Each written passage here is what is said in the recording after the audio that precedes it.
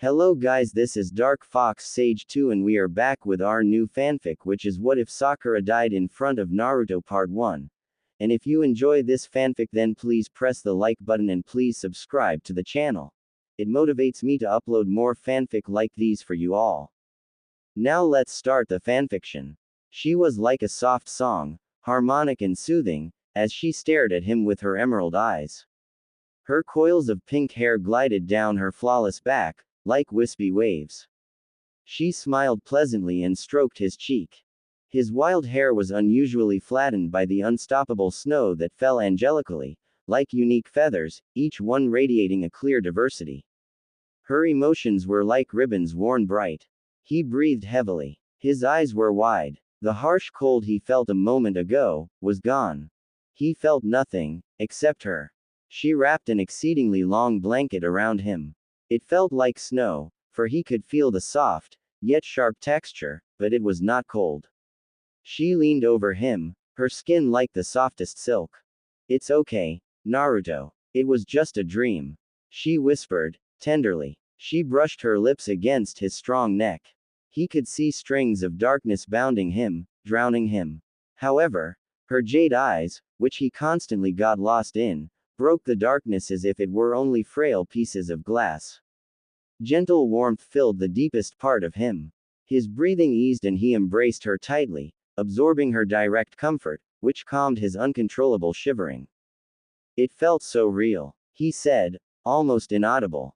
He distantly caressed her strands of wispy hair as he realized how well he fit into her, like two unique puzzle pieces connecting naturally. He radiated a rare exhaustion which replaced his contagious happiness. The visible darkness was diminishing, and soon a mournful grayness covered him like a blanket. The sky and her face became clear. He suddenly felt the flakes of ice falling from the endless sky kiss his face. The strange blanket that he had felt around him vanished subsequently and her naked touch was gone. Reality had gradually claimed him. The cold enveloped him abruptly. "I'm awake." She had been waiting for him by the majestic gates and her worry grew. It gave birth to a strong uneasiness. The woolly scarf of vibrant orange kept her warm. The one he had given her. "Hold on to this. I'll be back," he said, encouragingly. The window to her emotions was evident in her glassy eyes. She looked at him and he could read her like an open book. She could not prevent her worry from flowing out of her. Her radiance of emotions was so pure and obvious. It created a rare weakness in many eyes. In his eyes, though, it was a strength which he admired greatly. He caringly wrapped the warm scarf around her exposed and frail neck. She could smell his fragrance of security. He smiled warmly, stroking her flawless cheek with appreciation. His blue gaze was locked with hers, reassurance flooding from them. It almost eased her untamable worry. She softly grasped his hand, her slender fingers entwining with his. "I'm worried. This mission will be tough," she whispered. She averted her soft gaze to the thinly blanketed ground. The world was enveloped with a bright whiteness and the confused world regained its lost purity. He placed a finger under her chin and gently raised it so that she could meet his intense stare. "Don't worry, Sakura. I'll be fine. With this scarf, I promise you that I'll come back," he said, a happiness resounding in his voice. It was so typical of him to speak big words, but it made her heart soar, for it confirmed her that Naruto was still his true self, despite the mission's severity. Loyalty and sincerity were his strongest qualities, so it was hard to convince him to take it easy. She smiled weakly, feeling her heart lightened by his comforting words woven with truthfulness. It partially shattered the weight. He kissed her lovingly, their lips locking briefly, before he embraced her strongly, so strong, that it felt like she was a part of him. Two became one amongst the falling snow, which did not exceed his unique brightness. "I'll be waiting. Don't overdo it. When you come back, I'll make you your favorite meal," she said, more happily, yet a faint sorrow beamed from her eyes. "I can't wait," he stated, reflecting her forced smile. It was a rare and difficult situation for the both of them. He did not want to let her go. He tightened his grasp around her shoulders and his eyes gently opened, like crescent moons. They stood there for a few more moments, just holding each other. Now, he had to force his heart to let her go. He released his warm embrace and looked at her profoundly. It's time to say it. Goodbye, he said, softly. He kissed her solidly on her forehead before turning around. Their hands were linked like chains, before they broke. She watched him walk away. Suddenly, he swiftly turned around, his face adorned with his characteristic smile, warm, bright and true. Her eyes widened, before softening. She smiled back. It was slightly forced, but a true one, nonetheless. Suddenly, she could not stare at his back, but only at the empty distance that visibly separated them. She wanted to run after him, even though she knew that it was gainless. She could not move though. His smile immobilized her. He disappeared behind the powerful gates. The sparkling snow diminished his precious form, only his golden hair broke the whiteness for a brief moment. His smile stayed with her, etched in her heart that held so much. She unconsciously reached for the scarf and squeezed it softly. It acted as a replacement, giving her the same warmth as he did. The scarf consisted of his touch, his warmth, his gentleness and protection. She exhaled a deep breath, before walking home, retracing her footsteps. There should have been an extra pair of delicate tracks beside her. She strengthened her grip around the orange scarf. Come back safely. He had been gone for 3 weeks. Tsunade had contacted her abruptly and told her that Naruto was arriving today. She had not mentioned any details concerning the mission, which confused Sakura. However, the thought of Naruto returning safely drowned everything else. She ran out of her lonely home. She followed the winding path to the gates that were covered in a thick blanket of snow, purifying and enhancing the vibrant redness. Sakura stopped abruptly and decided to wait. And there, she would stand for as long as it took. She clenched the scarf around her warm neck. Come. After 1 hour, she was still waiting. She blocked out the cold that tried to surge through her body with the aid of her chakra. It flowed fleetingly within her, giving her warmth. It was not the warmth she yearned for though. She yearned for physical warmth that would gently swallow her whole, his comforting presence that only resided within him. Again, his smiling face rushed through her, like a powerful wave. Please. Suddenly, she saw a familiar silhouette break the suffocating grayness. He seemed to glow faintly in her wide eyes, burning everything else. It burned inside of her, gently and reassuringly. She was relieved to see him. However, his aura was weak. He was radiating a mild frailty that worried her, stealing away her brief happiness. She began to softly run towards him, the worry growing stronger and stronger in her heart. Naruto, she whispered, lightly. She was coming closer. Naruto, she shouted. She was almost there. A brief smile of relief appeared on her grateful face, before it was replaced with a piercing shock. He fell. She could feel him fall. She felt her heart stop for a moment. She caught him protectively, but she could not maintain the balance in her legs. Sakura fell to her knees, gently holding Naruto, tightly and securely. She slid her trembling hands under his head and shoulders. Sakura brought him close to her increasingly beating heart. She examined his condition thoroughly and calmly, despite the worry taking over her. She unleashed a heavy sigh of relief. He was merely exhausted, causing his body to collapse. She tightened her grip, embracing him thankfully. She rested her forehead against his, absorbing his weak warmth that endlessly radiated from his persistent body. She decided to wait for him to wake up. And he dreamed. A sharp hand was outstretched, giving Naruto an incomprehensible offer. It pierced his soul and his heart. He stared elusively at the red orbs framed by coils of ebony hair. They were contrastingly bright, enhancing the seriousness woven in his voice. Come with me, Naruto. Let's beat him, once and for all. He whispered, his eyes glowing with a rare trust and sincerity. Determination radiated from his usually expressionless face. Naruto's eyes widened and he was intoxicated with a rare speechlessness. He could only see him and the dancing ripples that expanded gracefully underneath his treading feet as he approached Naruto. His path seemed fixed. What was he thinking? Are you planning to leave, Sasuke? Again, he questioned instead of answering his surprising offer. Sasuke retracted his hand that was sculpted by hatred, despite the newly obtained softness. He narrowed his eyes, forming a hard glare. He had been saved and remained in the village for 6 years. Their once cold relationship had blossomed. The memories were unforgettable. Even his frozen heart had been partially melted by the newly crafted friendship.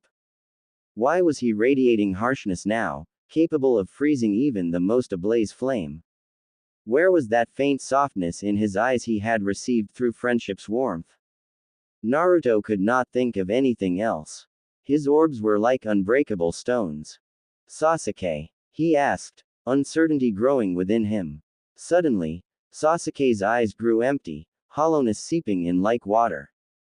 I'm leaving. Goodbye, Naruto, he whispered, harshly. Alarmed, Naruto extended his hand to stop him.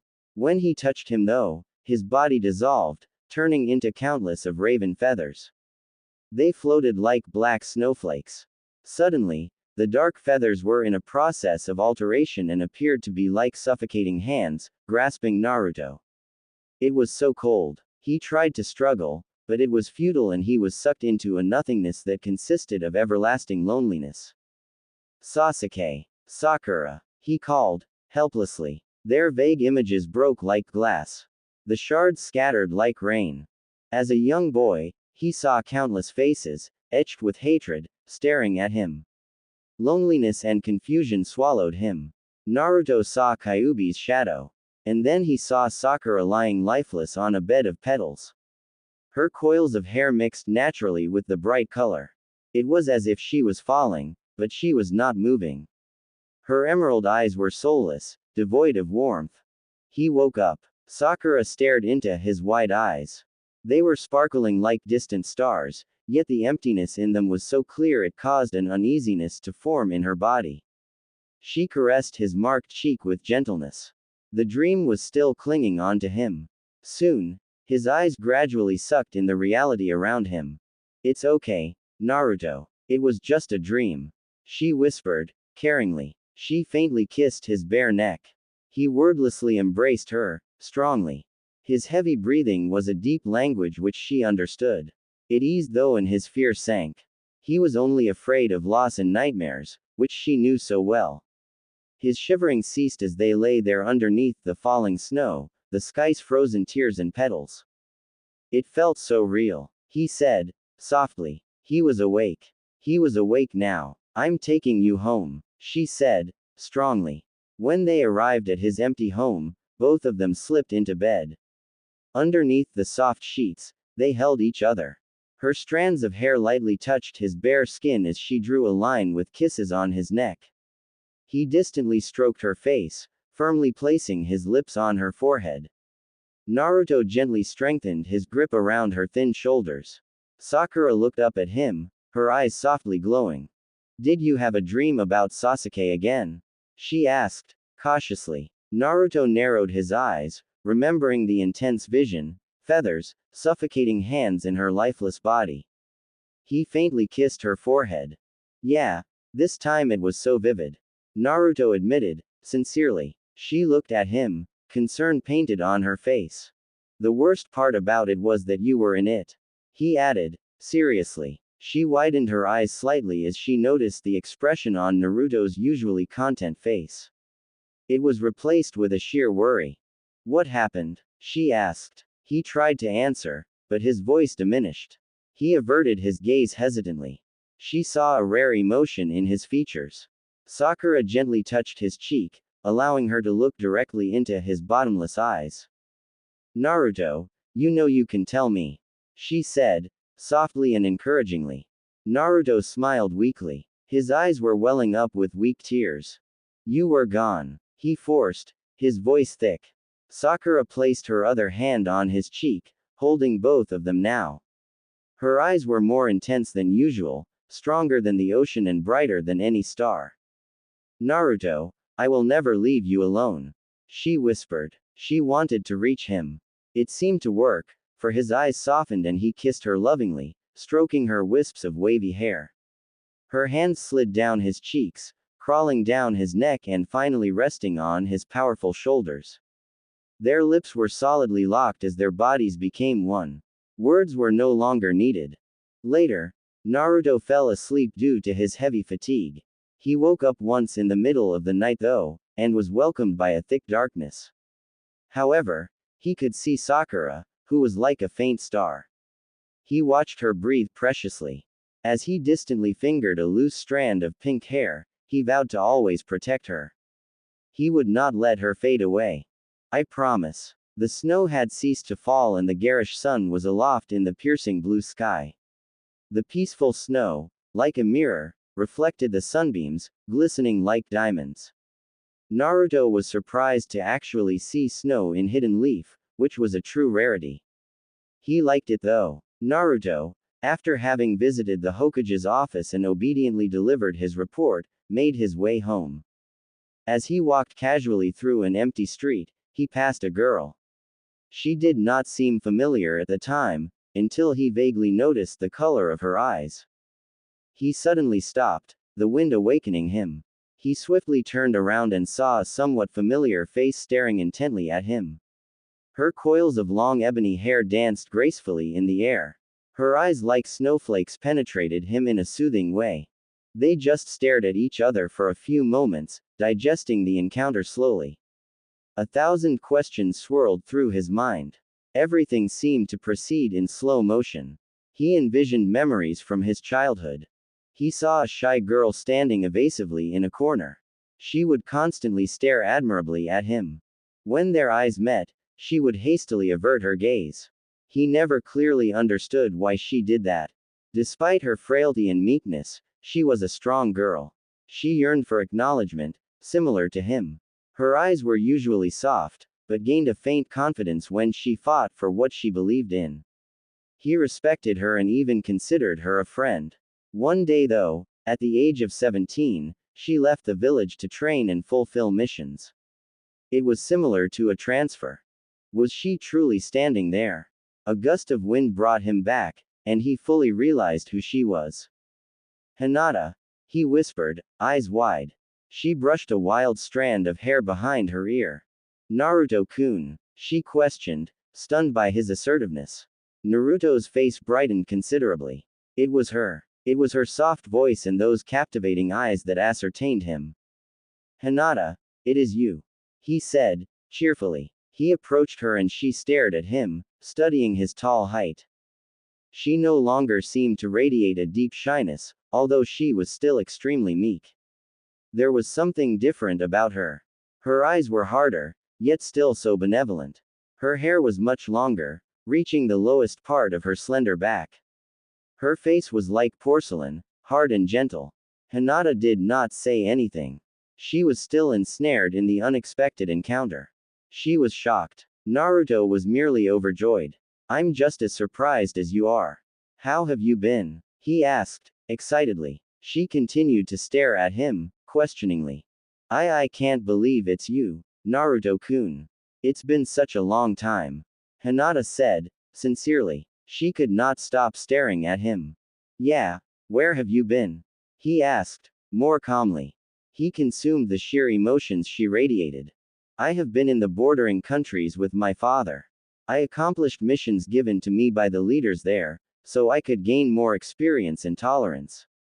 My father trained me extensively as well. It's been 3 years, she told him, sincerely. He listened intently and realized that it had actually been so long since he had seen her. It's been that long, huh? But now you will stay here, right? Naruto asked, regaining his happiness. She smiled warmly. Yes, Tsunade-sama wished for me to become a permanent ninja of Hidden Leaf. I too yearned for my home. She answered, more brightly. That's great news, he said, pleased. Hinata blushed faintly, the redness touching her skin warmly. How have you been? She asked, apprehensively. I've had my ups and downs, but I'm fine now. He said, honestly. He smiled brightly, his eyes accentuating his joy. You still smile that way, she whispered. She looked away bashfully.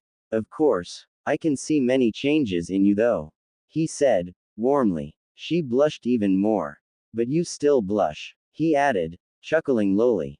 She automatically brought a hand to her lips, fingering them nervously. Relax, Hinata, he said, optimistically. They grew quiet again, absorbing each other's presence. He was truly overwhelmed to see her back safely.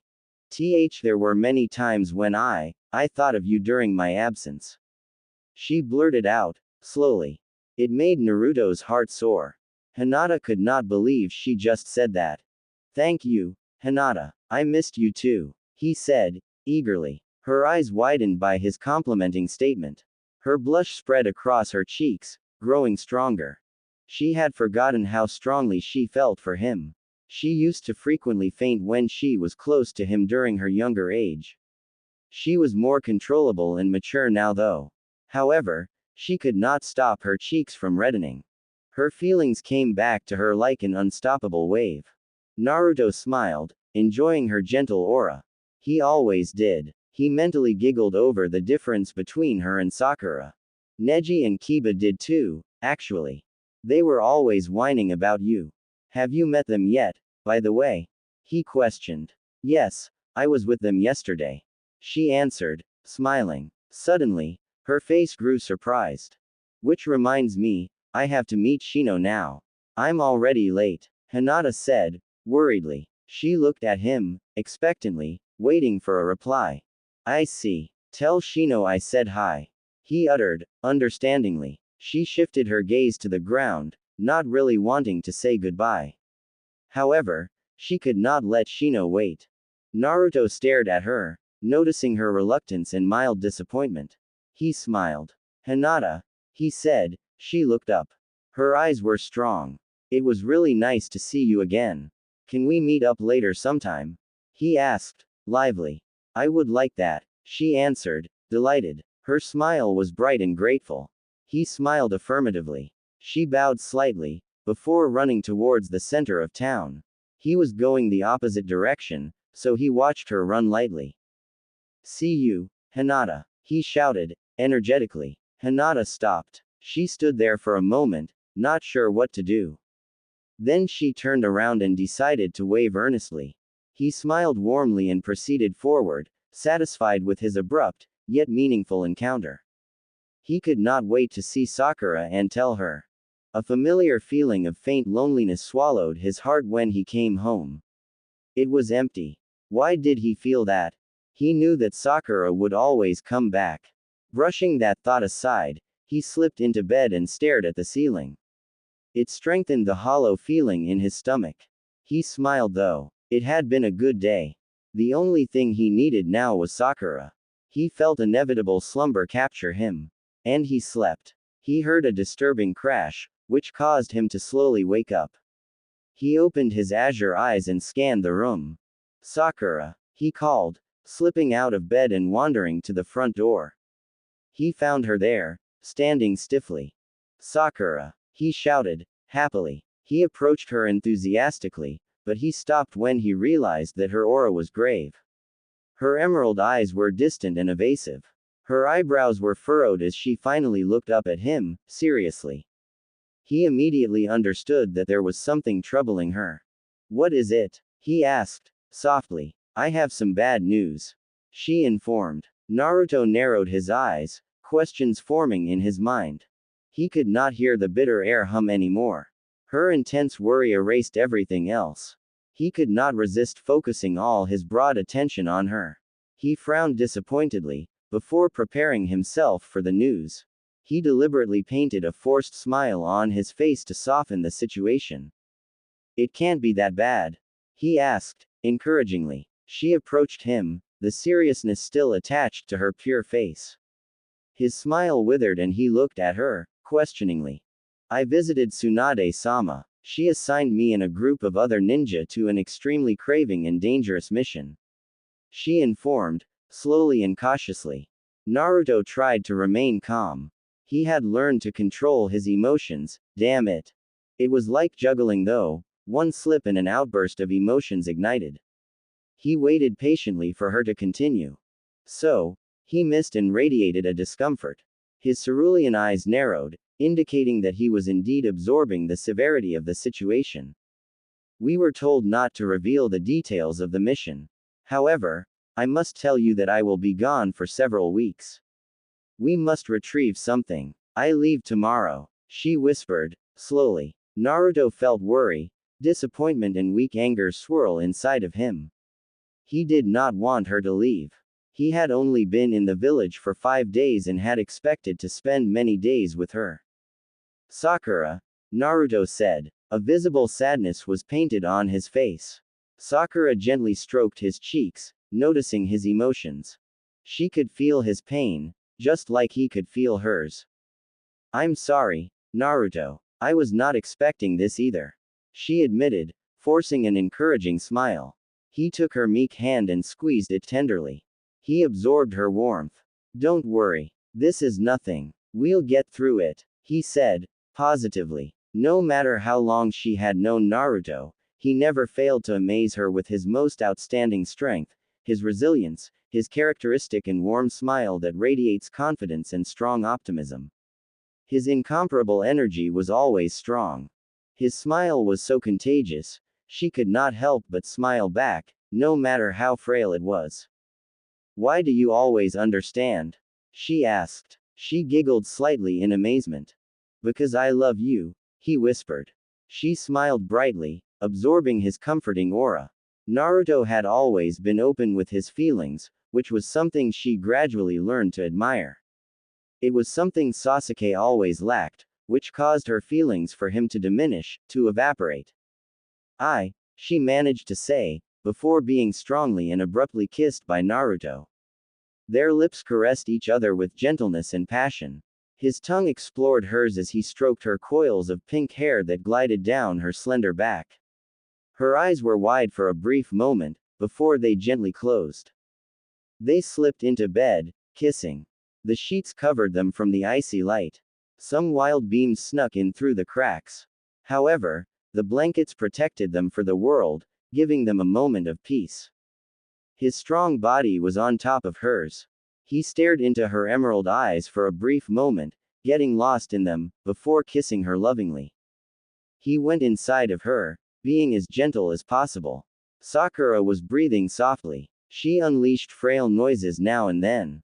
He released the kiss and brushed a strand of wild hair away from her face. It made her heart float like a wild feather. She smiled warmly, before their lips retouched caringly.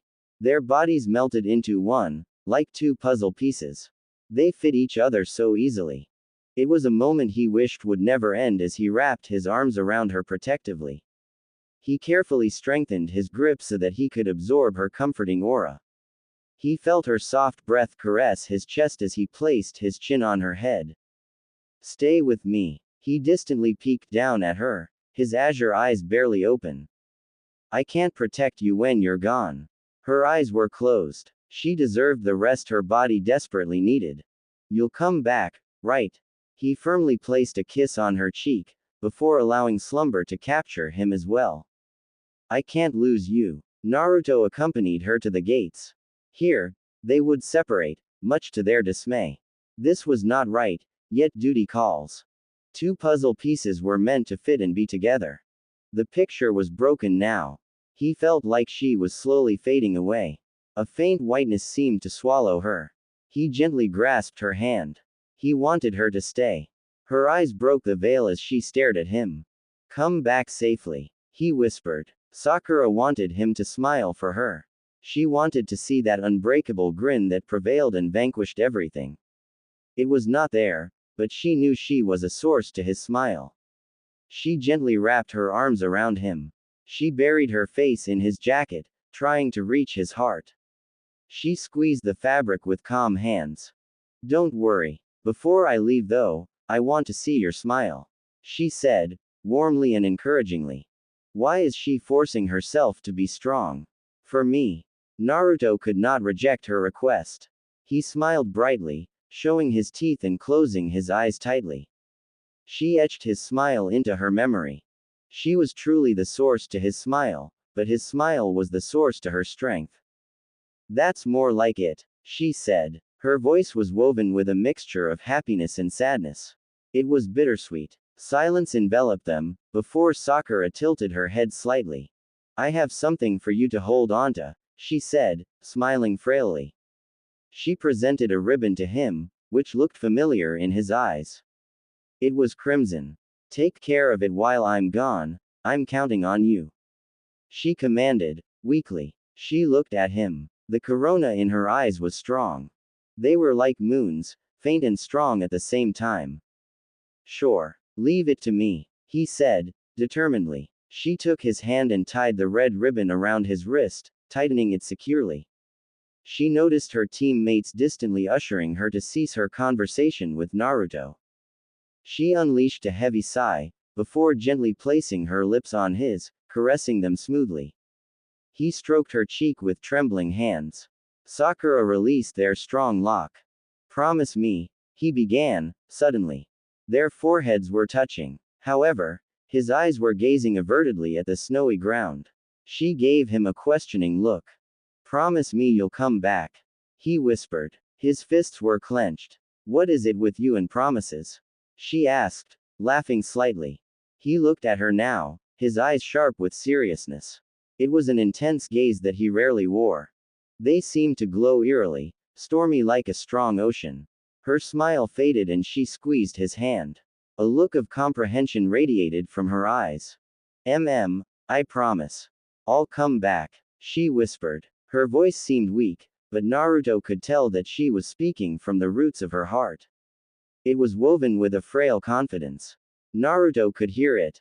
That's my girl, he answered, contentedly. A faint smile was painted on his face, before he grew grave again. He suddenly embraced Sakura, holding her gently, yet tightly. She could hear and feel the rapid tattoo of his heart. Naruto placed his hand on her exceedingly long locks of hair. Then, he strengthened his grip around her, causing her to shiver slightly. Naruto lowered his head, so that his golden strands of hair tickled her forehead. I'll be waiting here, he whispered and released his captivating embrace. She brought a hand to his cheek. It stayed there for a moment, before it slid down the side of his face as she slowly walked away from him.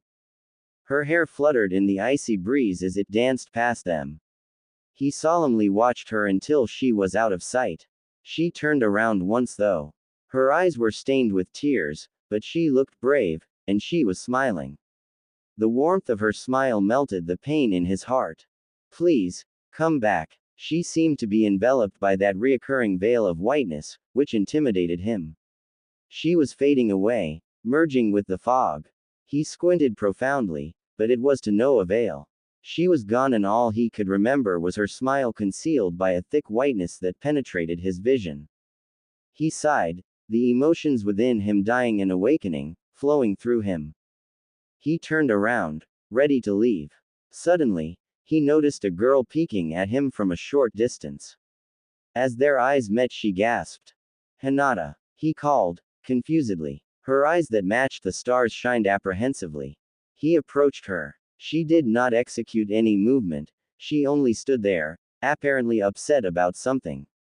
Naruto-kun, she whispered, weakly. She abruptly brought a nervous hand to her mouth. Her gaze was evasive and flat. Hey, are you training? He asked. He tried to sound enthusiastic.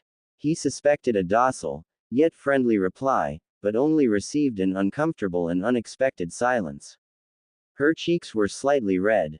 Noticing her strange radiance, he gently questioned her behavior. What's the matter? He asked, concerned. She lowered her head and her raven tresses concealed her face. Nothing. I have to go now, I'll see you later. She blurted out. She looked up at him with wet eyes. Then, she suddenly ran. Naruto was shocked by her abrupt action. He gasped, bewildered and confused. Hey, Hinata, he called out, thoughtlessly outstretching a hand in order to stop her. It was a useless attempt though. His hand sunk, swaying like a pendulum. He watched her run away. Her long hair danced gracefully in the thick air. What's bothering her? He stared deeply at her light footsteps that remained. Then, he shifted his gaze to the unbreakable gates and saw Sakura's face. Again. Why do I feel alone? Hinata ran all the way home. When she got there, she immediately jumped into the comfort of her bed. She buried her head in the soft pillow. Why am I running away? Seeing Sakura and him together created a sadness within her that of course had to affect not only her, but Naruto too. She could have just pretended that nothing was wrong, but she just had to act irrationally. She shut her eyes tightly, clenching the pillow with a strong grip. Meeting Naruto that day was a moment she treasured. When she saw his golden hair blowing rhythmically in the wind and his unique smile. It was such an indescribable feeling. She remembered how she felt her heart beat strongly and her cheeks redden considerably. She was reminded of her younger days. Her feelings for him were reborn. They had been asleep, but never forgotten. After that day, they were reawakened. She thought that due to her newly obtained courage, although still rather weak, she could try to confess her feelings to him. She could not do this now, even though she was in love with him. She had always been in love with him. It hurts to see the person you love not return the same feelings. It hurts to see the one you love hug another girl. It hurts to see the person you love somebody else. She felt her heart wither and crumble, like a broken flower. No matter how much she tried to dismiss the thought, she was not completely shocked over their relationship. She knew that he had always liked Sakura. However, she did not know that Sakura had feelings for him. She remembered how she used to constantly chase Sasuke, vying for his attention and acknowledgement. Sakura has obviously changed, finally seeing Naruto's pureness and strength. She was lucky. Things have changed. Everything has changed. Hinata had been absent for quite some time. Things were bound to have changed. She had just forgotten that an assumed Naruto was still reachable. She gently opened her pale eyes and stared at the stretching ceiling, wide and empty. That's how she felt inside. Suddenly, guilt swallowed her. Naruto was probably concerned and upset. By watching their intimate interaction, it seemed to her that Sakura was leaving for maybe a longer period of time. He probably needed a friend now, someone to lighten his heart from the unbearable trials of separation and worry. That's right. Even though you love him, you can still be his friend. Hinata had probably caused some extra weight too, after running away so abruptly. Slipping out of her bed, she changed quickly. When she was done, she ran out of her home. She was so consumed in finding him that she forgot a jacket to protect her from the piercing cold.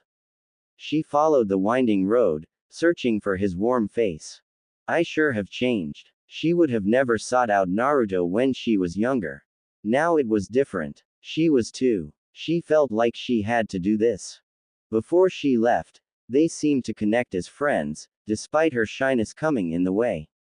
When they met coincidentally the other day, their conversation confirmed that there was still a weak friendship between them. Could she strengthen it? She was braver now. She was stronger now.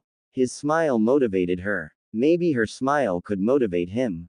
After some time, she found him, standing in the middle of a large field. It was a regular training area, but during the late evening, it was rarely occupied. The yellow blades of wheat, which vanquished the melting snow, tickled her feet as she approached him, discreetly. The velvety sky was painted with countless stars and the darkness seemed to envelope her with a strong coolness. The contrasting wheat glowed like gold. The wind carried her hair that matched the night, strands of hair caressing her face. She stared at him, uncertainly. He turned around. His eyes were blank, yet there was a faint sparkle breaking through the blueness. He greeted her with a weak smile as she came closer. Hinata, he said, attempting to widen his smile, but it was futile. It seemed to shatter. His voice sent a wave through her. Hinata was not thinking clearly. Thousands of thoughts were swirling through her mind. She was nervous. What should I say? Are you alright? Why are you here? I feel stupid. I'm so sorry, Naruto-kun. She blurted out, impulsively. Naruto looked at her. his face painted with puzzlement. His weak smile reappeared again. Why are you apologizing? He asked, warmly. It seemed that he did not hold any resentment or sadness against her previous actions. Hinata's white eyes widened with shock. She was intoxicated with a speechlessness that she could not break out of easily. His smile faded and he looked at her, seriously. More importantly, you were upset. What happened? He asked, visibly concerned. He took a step forward and they were rather close now, causing her heart to leap wildly. He was truly full of kindness. She could even feel it. He is so unselfish. Oh, it was nothing, really, she persuaded. She wanted to ease his worry. He had enough to think about already. She looked up at him, sincerely. Then, she realized that he deserved an honest reply. I did not know that you were seeing Sakura. It just surprised me. That's all, she admitted, slowly. She did not know how to exactly formulate herself. Naruto shifted his gaze to the snowy ground. She was leaving for a mission, right? It must be hard on you. She began. When you needed someone, I just ran off. I'm sorry, she whispered, slowly. Her voice was genuine. Naruto stared at her, his blue gaze piercing and strong. Is that why you are apologizing? He asked, uncertainty woven in his voice. She nodded timidly. A faint blush appeared on her cold cheeks. He smiled, a little more strongly this time. I should have told you the other day that I was seeing Sakura, so you did not have to be shocked. Sorry, he said, apologetically. He paused for a moment, gathering his words, before continuing slowly. And when you say I need someone now, it is true. I do need a friend now. He admitted, distantly. He gazed pensively at the sky, absorbing the sight of the engulfed stars. Am I friend? In your eyes? She asked with an almost inaudible tone. He abruptly shifted his gaze to her face. Her eyes were shut tightly, as if she were bracing herself. He was surprised by her question. Please, say I am something to you. She shivered with nervousness, afraid of the response she was about to receive. Maybe she had not changed as much as she thought. Here she was, her confidence as weak as the faltering snow. She was ashamed. She thought she was stronger than this. Of course we are friends, Hinata. She heard him say, warmly. She looked up at him and met his intense eyes. They were radiating with sincerity. And he was smiling widely. It caused her heart to float like a feather. What did you think? I am your friend, and you are mine. He repeated, seeing the surprised reaction on Hinata's face. She felt a rising happiness surge within her, causing her eyes to receive a grateful glow. His words caused her to forget about her uncertainty towards her confidence. Thank you, Naruto-kun, she whispered. It's only the truth. Remember it, he said, cheerfully. She nodded, a smile forming on her lips. Silence enveloped them, not an awkward one, it was pleasant and calming. She began to shiver though, for the cold swallowed her. She only remembered now that she had forgotten to dress properly. Naruto noticed. Are you cold? What are you doing, dressed like that? He asked, irritably, but still smiling. I forgot my jacket, she said, meekly. He sighed lightly, before removing his jacket and placing it around her delicate shoulders. As she felt his strong touch, her body stiffened and her cheeks reddened. She peeked up at his face and noticed that his eyes were glowing warmly. There, he whispered, caringly. Thank you, she said. He only displayed a true, Naruto smile, on his face, which pleased her. Are you alright? Hinata asked. She did not want to burden him, nor want him to be cold because of her. He looked at her, appreciatively. There was something relaxing about her aura. She was so gentle and kind, a pure innocence shining through her. It calmed his wild spirit. He did not feel so lonely now, due to her strong and comforting presence. Don't worry, I'm not cold. And yeah, I'm fine now. A friend came, he said, brightly. She blushed again. A warm gratitude flowed through her as she watched him turn around. Let's go. I'll take you home, if you like. He suggested. She nodded willingly and they left the fields, which was like a sea, for the wind caused the blades to dance gracefully. Hinata took one last glance at the meadow, and thought that it was not so empty, when Naruto was standing within it. Naruto followed her all the way home. They soon came to her house, standing in all its glory. It was majestic and much bigger than his house. He had been there with Neji once, but his eyes never resisted widening by its massive size. Hinata turned to face him. She seemed calmer now. "Thanks for taking me home, Naruto-kun," she said, gratefully. "No problem. By the way, just Naruto is fine, alright?" He insisted, sincerely. She considered it only for a moment, before listening obediently to his request. She nodded affirmatively. "Okay," she agreed, meekly. He smiled, a warm feeling swirling inside of him. "Good night, Hinata," he bid her, more energetically this time. "Good night, Naruto," she replied. Her voice was soft. "Hey, good," he shouted. He was pleased to hear her say his name in an informal way. "Are you sure you'll be okay?" she asked. She wanted to be certain. Her voice was dominated with a modest concern. She stared at him shyly. "I'll be fine. I'll see you around, okay?" he said, happily. She smiled, grateful to see him more like himself. However, sometimes, it seemed like it was forced. She stood there silently before remembering his kind offer to keep her warm. "Here is your jacket," she uttered, removing it and handing it over to him politely. He shook his head, rejecting it. He smiled cunningly. "Hang on to it. It's to ascertain our next meeting. See you," he confirmed as he waved calmly. "Okay," she whispered. He began to walk away. Hinata stared at him as his hair blew in the wind.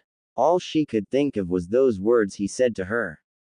"Of course we are friends, Hinata. I am your friend, and you are mine." The words were forever carved inside of her heart. Hinata sat in her room and stared out of the window, pensively. The velvety clouds covered the sky like a thick blanket. There was no sun, no sky, just clouds. She waited expectantly for the snow to fall. The snow was so beautiful and it gave her hope. Some days had gone by and Hinata could not stop thinking about Naruto. She could smell his precious scent from his jacket and it soothed her. It was as if he was right next to her. She clutched the jacket and decided to give it back to him. Hinata discreetly stepped out of her room. She made her way through the long hall, before noticing her father looking surprisingly worried. His pale eyes were staring flatly at the dusty ground. She stopped and stared at him questioningly. "Hello, father, is there something wrong?" she asked, politely. Her voice was woven with concern. "Hinata, it's Neji," he uttered, seriously. She looked at him with worried eyes, afraid of the news he was about to tell her. She proceeded down the road to reach Naruto's house. The wind was strong today and the world was wrapped in an unbreakable veil of grayness, which radiated a strong mournfulness. The air was bitter and it seemed like it would snow, although no frozen tears fell from the endless heavens filled with clouds like thick ribbons. She looked up, worry gradually filling her eyes. She approached his house and encouraged herself several times to knock on the welcoming door, which seemed like a challenge in itself. She hesitated frequently, raising her hand and lowering it as if she was merely exercising in front of the door. She even considered leaving, but she told herself to be brave. "Your friends, remember." Hinata finally found the courage within her to knock on the door. It was more like a tap, soft and barely audible. She regretted knocking that way.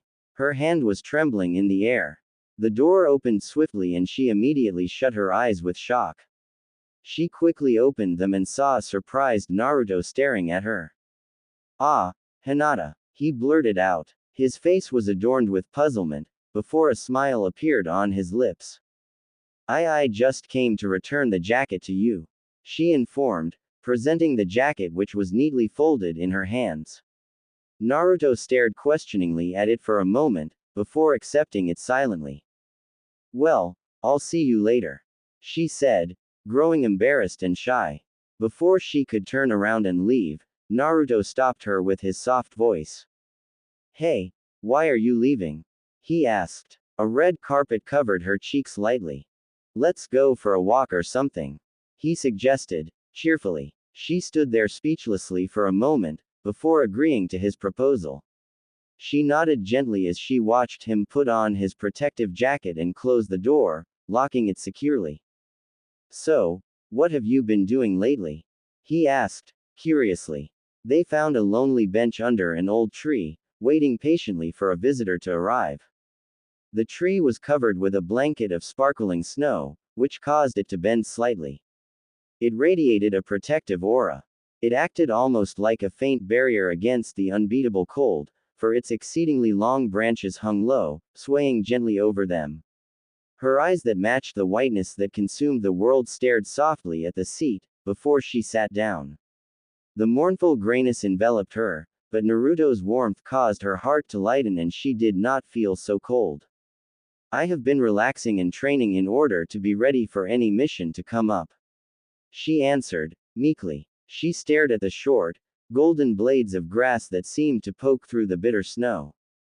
How have you been? She asked, gently. I've been okay, except that I have been really bored. He said with a complaining tone. He thought about Sakura's absence. Are you worried about Sakura? She asked, abruptly. He looked at her questioningly, before staring blankly at the dreary skies. Yeah, kind of, but she is really strong. I believe in her. He answered, sincerely and spiritedly. He smiled weakly, but it was so real. His presence and radiance was so strong she felt her heart jump wildly. Suddenly, she grew distant, thoughts dancing through her worried mind. She thought about Neji and the troubled look on her father's face. A thick silence appeared, causing Naruto to gaze at her worriedly. She thought about, what's the matter, Hinata? You seem spaced out, he said, looking at her with an uplifting smile. She leaned forward, bringing her hands to her face. Her curtain of ebony hair fell forward, wispy strands covering her eyes. Neji is injured, she whispered, weakly. Naruto widened his azure eyes, alarmed to hear that Neji was wounded. Naruto had just been teamed up with him and all he could picture in his mind was his strength. Is he okay? Naruto asked. Worry mercilessly filled his heart as he thought about his friend's safety. Hinata nodded faintly as she raised her head and looked at him with sparkling eyes. Her face was painted with uncertainty. It was as if she was searching for something to say. He'll most likely recover. What worries me is that, she managed to say. Naruto looked at her inquisitively, not knowing why he felt a strange sensation swirl through his stomach. It was truly incomprehensible. Her eyes strengthened this feeling. He waited patiently for her to continue, giving her a serious gaze to encourage her to proceed. His injury occurred during an Anbu scouting, which has a relation to Sakura's mission. I don't really understand, but they are somehow linked. However, Sakura's mission continues as we speak. His group retreated after their encounter with the enemy. She informed, slowly. Naruto consumed every word, trying to comprehend. An explosive feeling burst inside of him, causing his heart to beat wildly. His cerulean eyes widened slightly, realizing that Sakura could be in grave danger. How do you know this?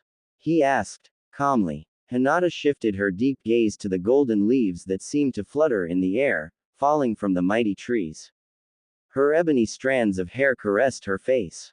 My father received this information from the other Anbu from Neji's team. I thought you should know, since, she whispered, not managing to fulfill her sentence. He instantly reacted by standing up. She mirrored his movements, not knowing what kind emotions that were tearing him apart. She could not see him properly, for his golden locks partially concealed his face. Naruto? She asked, worriedly. She looked at him with apprehension. Her voice was benevolent, which caused him to awaken from his deep concern. She carefully moved to face him. As expected, his face was unsmiling and his sapphire eyes were staring blankly at the ground. Should I have not told you? She asked, softly. Naruto finally met her white gaze, a frown still adorning his face. His eyes, though, radiated a sincerity and seriousness. No, I am glad you told me. Thank you, he said, truthfully. She was penetrated by the softness of his words, causing her to stiffen. She was stuck in his voice and presence. A gust of wind was born, causing their hair to flutter lightly. She slowly broke out of her entrapment and lowered her eyes, not knowing exactly what to say. They were quite close, causing her heart to leap and her cheeks to blush. Light tears developed in her eyes and slowly danced down her cheeks. It was now she realized that she was upset over the entire situation. Things were happening and developing so fast, that she found it hard to cope. Naruto noticed this and hated to see her like this. Tears were so painful to observe, no matter what. She brought a hand to wipe them away, so they would not stain the situation she was in. She did not want to cry in front of him. I don't want to cause him to worry even more. Don't cry. Everything will be okay, he consoled, gently. He was so calm. She nodded vigorously, trying to seem convincing. She wanted to be strong too. He came closer, wanting to pull her close, but he did not know how she would react. Instead, he briefly stroked the side of her neck, gently catching a wisp of hair. She looked up at him, cheeks flushed with a vibrant redness. It will be okay, he repeated, encouragingly. She smiled weakly as he removed his hand. She managed, bravely. You know, my worry is not that strong when I'm around you. He said, clearly and suddenly. She looked up at him. Her face was painted with pure astonishment. He showered her with kindness no matter what she said that triggered a concern or excessive weight in his heart and mind. He was always kind to her, no matter what. No matter what. She was completely speechless, so she could only nod affirmatively, but she hoped that her extremely grateful face could speak for her. He tried his best to smile appreciatively. A silence enveloped them briefly, before he broke it gently. Hinata, may I see Neji? He asked. She nodded, knowing that his concern for both Neji and Sakura was growing uncontrollably. The thought of Naruto loving Sakura so much weakened her spirit, but she wanted to help him find her. She was worried too. She did not want to see Naruto unhappy and concerned. Thank you, he said, gratefully. When he said that, she sensed that there was something more behind his words. Not only his words, but his face radiated an ambiguity, which was mixed with a sincere gratitude. It seeped into her, mercilessly. They entered an empty room filled with an indescribable gloominess. The winter light crept through the open window, creating a hollow feeling. Neji lay lifeless in a bed tucked away in a discreet corner. His locks, which had darkened considerably, hung loosely, framing his face like an ebony halo. He was visibly in peace, which pleased Hinata, for she had seen him recently in pain, which was a rarity. His eyebrows were no longer furrowed and his eyes were shut gently. She approached him with soft footsteps and Naruto mimicked her movements. Neji, he whispered, studying his injured body and noticing scars that adorned his torso. Bandages were wrapped securely around his arm. He has been asleep since morning. He should awaken shortly. We should wait until then, she suggested, carefully. She played absently with her raven coils of hair, a habit of hers which she thoughtlessly executed when she was extremely worried. Her frail fingers trembled slightly. Naruto seemed to notice this, including her snowflake eyes which were staring emphatically at the ground. She felt her heart ardently beat. Suddenly, she felt a light touch on her frail shoulder. Don't worry, he'll pull through, remember? He assured her, cheerfully. She looked up at him, her eyes wide. He was smiling, brightly. How could he be so positive at a time like this? It was something she would never comprehend, but she admired this rare strength that he possessed. Sakura could be hurt and Neji was injured, yet his hope did not die, nor falter. She smiled weakly, appreciating his belief. They waited for 30 minutes, before Neji began to shift softly, groaning slightly from the piercing pain that surged through his body. Neji. Naruto and Hinata said simultaneously. She leant over him. He ceased his movements and paused briefly, before gently and slowly opening his vibrant eyes. They were like crescent moons. Hinata. And Naruto, he muttered, weakly. How are you feeling? Hinata asked, worriedly. She stroked a wild strand of hair from his face. I'm fine, he answered, softly. He insistently sat up, leaning forward so his arms were resting on his legs. Naruto, there is something I must tell you. He admitted, seriously. Naruto came closer, so he would not have to overexert himself. Our scouting encountered the enemy which Sakura's team is pursuing in order to retrieve a stolen item from our village. They are a strong band of outlawed ninja. He informed, clearly. His tone was grave. Naruto narrowed his eyes. What kind of item is it? Naruto asked, quietly. However, he found it difficult to stay calm in such a disquieting situation. It is a scroll which contains confidential information. Tsunade-sama will not even inform us. However, I believe it concerns forbidden techniques. He answered, truthfully. His face was as hard as stone. How was the scroll stolen? Hinata asked, curiously. Naruto looked at her, appreciating her concern and interest in getting to the bottom of the situation as well. They stole it in the middle of the night, eliminating the guards easily. Tsunade-sama acted immediately, so they sent my Anbu group to investigate and another Anbu group to retrieve the scroll. They probably needed Sakura's healing abilities. Neji continued, slowly. Naruto felt a strange sensation swirl in his stomach, an extreme worry. The only thoughts that ran through his mind were what can I do and more importantly, is Sakura alright? What can I do, Neji? Naruto asked. He had to intervene now, not only for Sakura, but to aid Konoha in preserving its secrets and safety. Tsunade-sama is probably planning to send out reinforcements soon. She may summon you. If not, you must only hope for her safety. He said, looking directly at Naruto with sharp eyes. He winced slightly, before Hinata persuaded him gently to lie down again, which he obediently did. His breathing increased heavily and he looked up at Naruto with hopeful eyes. Don't lose your strong hope now, Naruto, he whispered, before falling into unconsciousness. Naruto jumped out of his chair hastily, as if wanting to prevent him from doing so, but it was futile. He sat down again, lowering his head. His golden strands of hair hung flacidly, covering parts of his face. He rested his forehead on his folded hands, clenching them tightly as he pondered. I have to go, Naruto said, lowly. Before Hinata could respond or comfort him, the door opened callously and her father approached, a hard look painted on his face. They both turned around in alarm. Hinata, Tsunade-sama requests your presence, he stated in a smooth tone. Hinata looked at him, confusedly.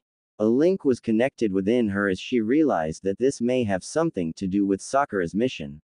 Her eyes widened and she hesitantly shifted her gaze to Naruto, who gave her a serious, yet encouraging look. He nodded. I'll leave at once, she answered, reflecting her father's hard stare. It was forced, but strong. Naruto accompanied her wordlessly. When they entered the courtyard, which led to an exit, he watched Hinata stop discreetly. It should have been you. I can't save Sakura, she said, softly. She turned around now, showing her worried face. Naruto was so impressed by how she valiantly wanted to prove to her father that she was strong. The look she previously wore was one she only showed to him. She was usually as soft as the snow, but around the man she wished acknowledgement from, she was like ice. She looked rather nervous now as he absorbed her words. Do you want me to come with you? He asked, warmly. Hinata, with a grateful look on her face, nodded. They made their way to the Hokage's office, each carrying a feeling of worry, anticipation and heaviness. She stood there nervously leaning against the wall, waiting for Tsunade and a few others to call her in. She heard their eager whispering. They wondered deeply if there had been any casualties or deaths. She grew more worried inside and she could not hide it. Naruto had gone with her, which she appreciated greatly. She blushed just by thinking about it. She did not know if it was for her or for Sakura, but she knew it meant something. The door opened suddenly. "You may enter," Shizune stated, and everyone immediately followed her order and walked in. I'll ask her. If, she managed to say, before Naruto interrupted her. "It's okay," he said and gently urged her to proceed. She nodded again before continuing towards the door. "I'll wait here," he called to her. She looked back and he only caught a glimpse of her, for the doors closed. Her pure eyes were full of trust. He believed in her, the same way he believed in Sakura. He leaned against the wall and looked up at the empty ceiling, which filled his heart with that familiar feeling of loneliness. He was falling apart, not able to maintain the hope which usually resided within him. Why? He believed in Sakura. Suddenly, his calmness collapsed. "I'll make this quick. You are to depart for the northern forests, where an Anbu team needs aid. They were sent to retrieve an item of high value from a band of ninja. However, we have not heard from them. They must have encountered the enemy. It is an A-class mission, which consists of high danger." She paused, staring at the 6 ninja, absorbing their scattered and mixed feelings. "Once you find them, you must report back to us immediately. You have 30 minutes to get ready.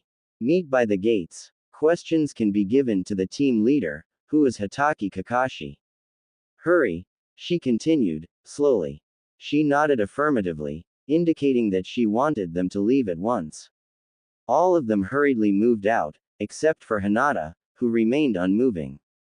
"Hokage-sama," she whispered, nervously. "What is it, Hinata?" Tsunade answered, seriously. Hinata put on her brave face and looked up, her eyes sharp. "Why didn't you choose Naruto?" she asked, narrowing her eyes with mild curiosity. Tsunade sighed deeply, playing distantly with her wispy golden hair. "Naruto has just finished a mission and is assigned for a different one now. Besides, his emotions always get in the way when it comes to Sakura. It is too dangerous for him. We cannot risk him being taken over by the fox demon," Tsunade said, sincerely. Her face was usually unbreakable, but when she looked at Hinata's pure and soft face, her features suddenly softened as well. "I am just as worried about Sakura and Naruto as you are.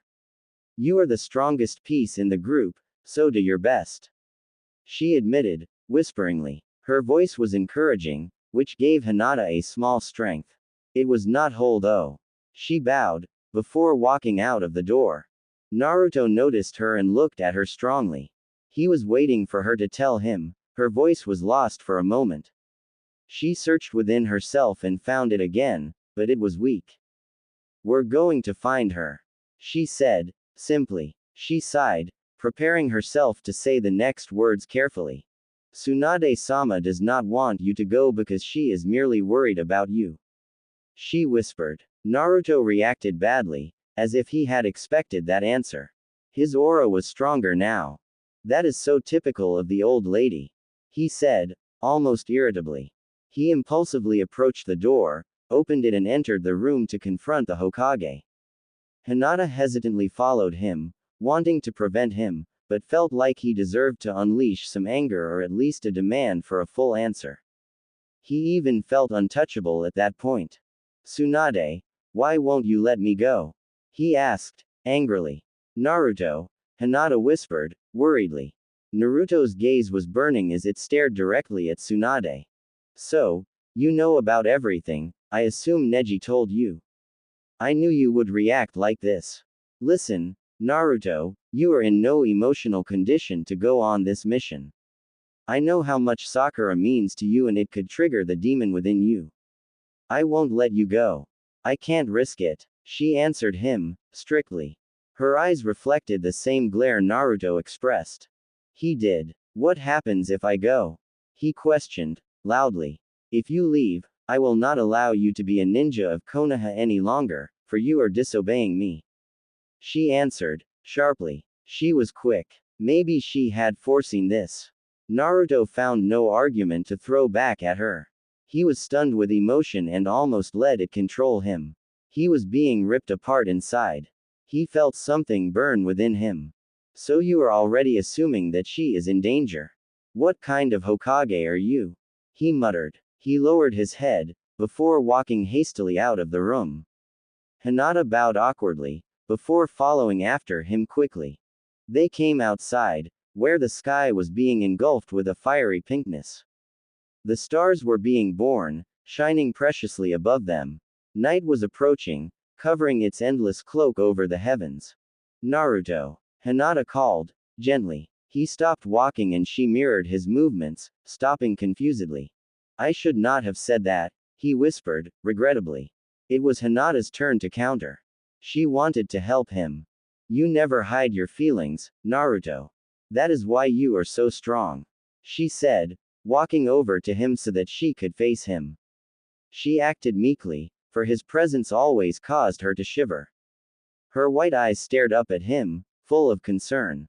She was smiling softly. Naruto slowly moved his blue eyes directly to her gaze. Their eyes met. Don't worry. I'll try my best, just like you would. She whispered. The undying wind appeared and blew past them. It was true. Naruto turned his feelings into an indescribable strength. She was going to adopt this method. Now I have to worry about you as well. He admitted, with a frail smile on his face. Hinata widened her eyes and an inerasable blush appeared on her face. Don't worry. I'll come back, she said, with an uplifting smile. Hinata, be careful, okay? He said, seriously. His eyes were narrowed, hard and unbreakable. Her smile vanished as she stared at him, feeling his sincerity. I will. She admitted, meekly. She lowered her gaze, staring at the snow. Naruto turned around, giving her one last look, before leaving for his home. She would treasure this moment forever. She realized that their friendship was blooming, which she wished for. However, it was her who was watching him walk away. As she stared at his back, she realized that she was only getting herself hurt. She did not want to accept it and he did not directly show it, but she knew that the only thing that was on his mind was Sakura. His face could not betray his feelings. She could see through his smile. He was letting her in, but at the same time, Sakura was standing in the middle. And he could only see her. She wanted him to be happy, but she wanted to listen to her heart too. She was stuck. Being with him only made her feelings stronger, and she could neither deny nor resist them. Why? Because Naruto needed her. Her white orbs looked up and the sky darkening considerably. She could not understand her situation properly, but she knew one thing. I am so close, yet so far away. And the snow never fell. Glowing spots were painted on the curtained sky as Hinata made her way to the meeting place. It was getting colder. The air was bitter and she felt a strange harshness consume her. The moon tried desperately to fight the swallowing clouds, but could only illuminate a faint light through them. She was harboring inerasable thoughts of Naruto. He should not be alone now, for his worry was probably unbearable. She knew he was strong. However, one could never deny the emotions that floated within. For Naruto, who always followed his heart and listened to his feelings, it was probably exceptionally stressful. These worrying thoughts would probably cause her concentration to haze, but she would try her best, for him. She grasped her long hair and tied it with a white ribbon as she walked along the snowy road. In the distance she noticed her group waiting. She felt somewhat ready, but something was weighing down her spirit. She brushed the thought away and greeted her team with a discreet nod. Her group members were not acquaintances of hers, but she noticed a few familiar faces, including her leader, Kakashi. She wondered what was going through his mind, for he knew both Sakura and Naruto extremely well. Hyuga Hinata? He asked, plainly. His onyx eye, which was usually lazy-looking, was narrowed with seriousness. She nodded timidly. Everyone is here now. Let's move out, he ordered with a hard tone. Everyone jumped swiftly in the air, following each other closely. Hinata watched Kakashi, who wore an unreadable expression on his partially masked face. She suddenly realized that she felt isolated from the rest of the group.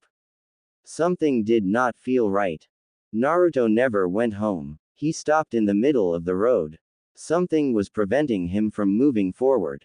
He knew what it was Sakura. Even her words could not stop him from listening to his heart.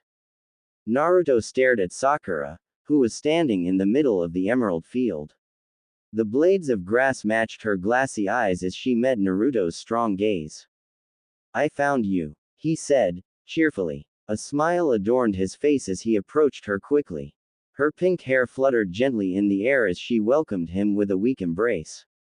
She let go of him and closed her eyes. "Naruto, were you worried about me?" she asked, softly. Naruto stroked her strands of loose hair affectionately. "Of course I was. You just came home from a mission yesterday and I still did not hear from you." Naruto answered, truthfully. He sounded slightly irritated, yet he spoke heartily. "Sorry. Listen, Naruto," she whispered, looking up at him with her irresistible eyes. He did not say anything, for he was ready to absorb her probably important words. "Don't worry about me. If I am in danger during a mission, I don't want you to come after me. I don't want you to risk your life to protect me. So please, Naruto, I need you to take care of yourself instead of me all the time," she said, slowly and intensely. Her eyes were shining, as if she was holding back the tears. Naruto was stunned by her words, causing him to lose his voice. "Do you understand, Naruto?" she asked, gently. She was smiling now, so warmly it could melt anyone. He knew what she was thinking. She did not want him to risk his life for her, because she valued him too important. He understood her, but something inside of him was rejecting her proposal. How could he just do nothing if she was in trouble? He could not control the fire within him. "How can I do that? If you were in danger, I would beat the crap out of everyone and protect you, no matter what," he said, loudly. Her smile did not falter, for she knew he would react this way. His virtues were stronger than any metal. Protecting those close to him was something hard for him to resist doing. "Please, Naruto, I don't want to be protected. You have been doing that since we were 12. I want to fight for my beliefs and be the one to protect you. I need to fight alone sometimes. Can you do this for me?" she asked, seriously. Naruto glanced away, his eyes that had captured the ocean staring thoughtfully at the stormy sky. She touched his cheek, causing him to stare back at her. He met her gaze and realized that she wished for this deeply, which he would respect. "I'll try, I promise," he answered, sincerely. She smiled contentedly. He kissed her lightly on the lips and as he pulled away slowly, she suddenly placed her hand on the back of his head and kissed him strongly, returning his first touch with gratitude. His widened eyes gently closed. He stroked her jaw tenderly as he felt her play absently with his golden locks. Their lips unlocked and she gave him an appreciative look. "You are the best," she said, happily. As she said that, he wondered if he could keep that promise. He would try though, for her sake. "Yeah, I know," he countered with a huge smile. That was when they had first gotten together. It was almost a year ago. He remembered it like it was only yesterday. It was the first time Sakura had truly shown him how unselfish she was. She wanted to be independent, which he respected. She wanted to be strong and prove it to him. However, now that it was actually happening, he could not listen to her. Not being there for her was breaking him. He wanted to act. He wanted to be the one to save her. He knew that she needed her now. He did not care about Tsunade's strong warning. He was leaving. He was going to find her. "I am coming for you, no matter what." Sakura was lying unmoving on the haphazard ground. She tried to shift, but she could not. Her pink locks covered her pale face and the ground like a river. She could only see a white light, but it gradually weakened. Suddenly she saw a new figure vanquishing the brightness. "Naruto." She outstretched her trembling hand, but she could not reach him. As she lay there, she thought about him. Memories rushed through her mind like the singing wind. She stared at the gates. It felt like she stood there for ages, but she was only there for a few moments. The tears streamed mercilessly down her face as she swiftly turned around and began to run. She had to tell Naruto. Sasuke, he's left again, Naruto. She stumbled several times, for her emotions were breaking her severely. The rain was falling and it felt sharp against her pale skin. Then she saw him. His orange t-shirt vanquished the grayness that seemed to suffocate her. She coughed slightly, before staring at his shocked face. His eyes were wide, devoid of his usual vividness. Naruto, Naruto, she shouted, running over to him drastically. They clashed as he took her strongly in his arms. They both slowly sank to the ground, falling to their knees like crumbling cards. She clutched his shirt as she rested her forehead on his heavily breathing chest. Naruto, he's gone, he's left us again, she said, her voice breaking slightly. No, he whispered, wrapping his arms around her securely. She looked up at him now, her eyes stained with tears. Why? How? She asked, weakly. Naruto looked at her, his eyes drowned with countless of emotions.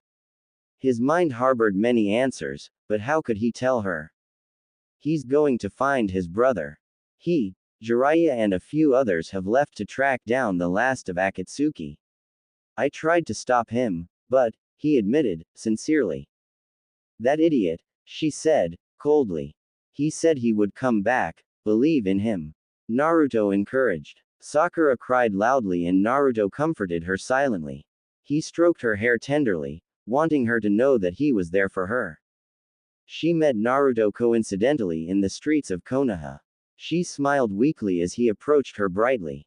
Sakura, how are you feeling? He asked warmly with a bright smile. I'm okay today, sorry for being so upset the other day. She answered, truthfully. She was staring blankly at the ground. Don't worry. Always tell me how you feel. Then I'll know what to say. Leave it to me. Naruto exclaimed, happily. He pointed at himself with an eager thumb, before placing his hands proudly on his hips. She looked at him profoundly. It's amazing how much you have changed after so many years. She blurted out suddenly. Naruto looked at her inquisitively. She smiled awkwardly at first, before it reverted to her own typical smile, beautiful and sincere. Thank you for being my friend, she said, more cheerfully. He shivered slightly, realizing that her whole presence made his soul bend. No problem, he whispered. Naruto, are you okay? Naruto, can you hear me? She shouted. She felt her heart skip beats. Was she this worried about him? He did not respond. Here she was, trying to rejuvenate Naruto, who was in an appalling condition.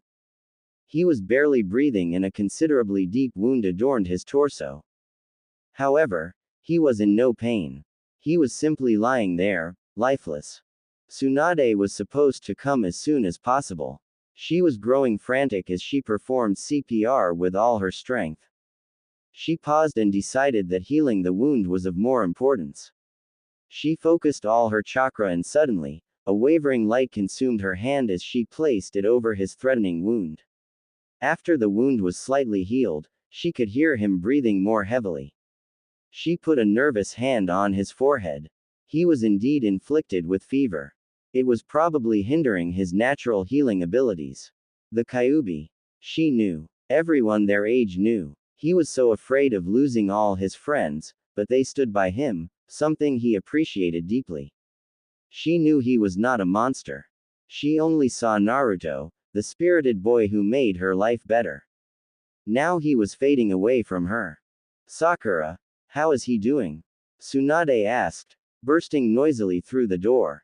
I healed his wound, but he has a fever and difficulty breathing. She answered, clearly. Leave the rest to me. She insisted, indicating for her to leave. Her light hair was swept away from her face as she readied herself. Sakura nodded weakly. She glanced placidly at Naruto's unconscious form. A worry consumed her, filling her heart and stomach relentlessly. She hesitantly stepped out of the room. Back then, she truly thought that she was losing him. It made her realize something. She felt something for him. After so many trials they had faced, he had received a special place in her heart, which more or less replaced Sasuke's spot. She finally saw him for who he was, a kind and strong person, a person who would never betray or hurt her. She had slowly gotten over Sasuke and finally learned to love Naruto. She knew now. After some time, Tsunade opened the door. Looking vaguely fatigued, she stared at Sakura with hard eyes.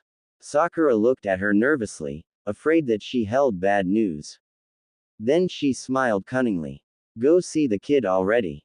He'll be fine, she informed, triumphantly. Sakura brightened considerably with a pleasant smile. She approached her teacher and thanked her, before running in to see Naruto. He seemed more relaxed and his features were unstrained. Sakura smiled appreciatively as she absently stroked his golden bangs. He gently opened his eyes, the blue in them calm and distinct. Sakura, he whispered, a weak smile appearing on his lips. She smiled back as she sat down beside him on the bed.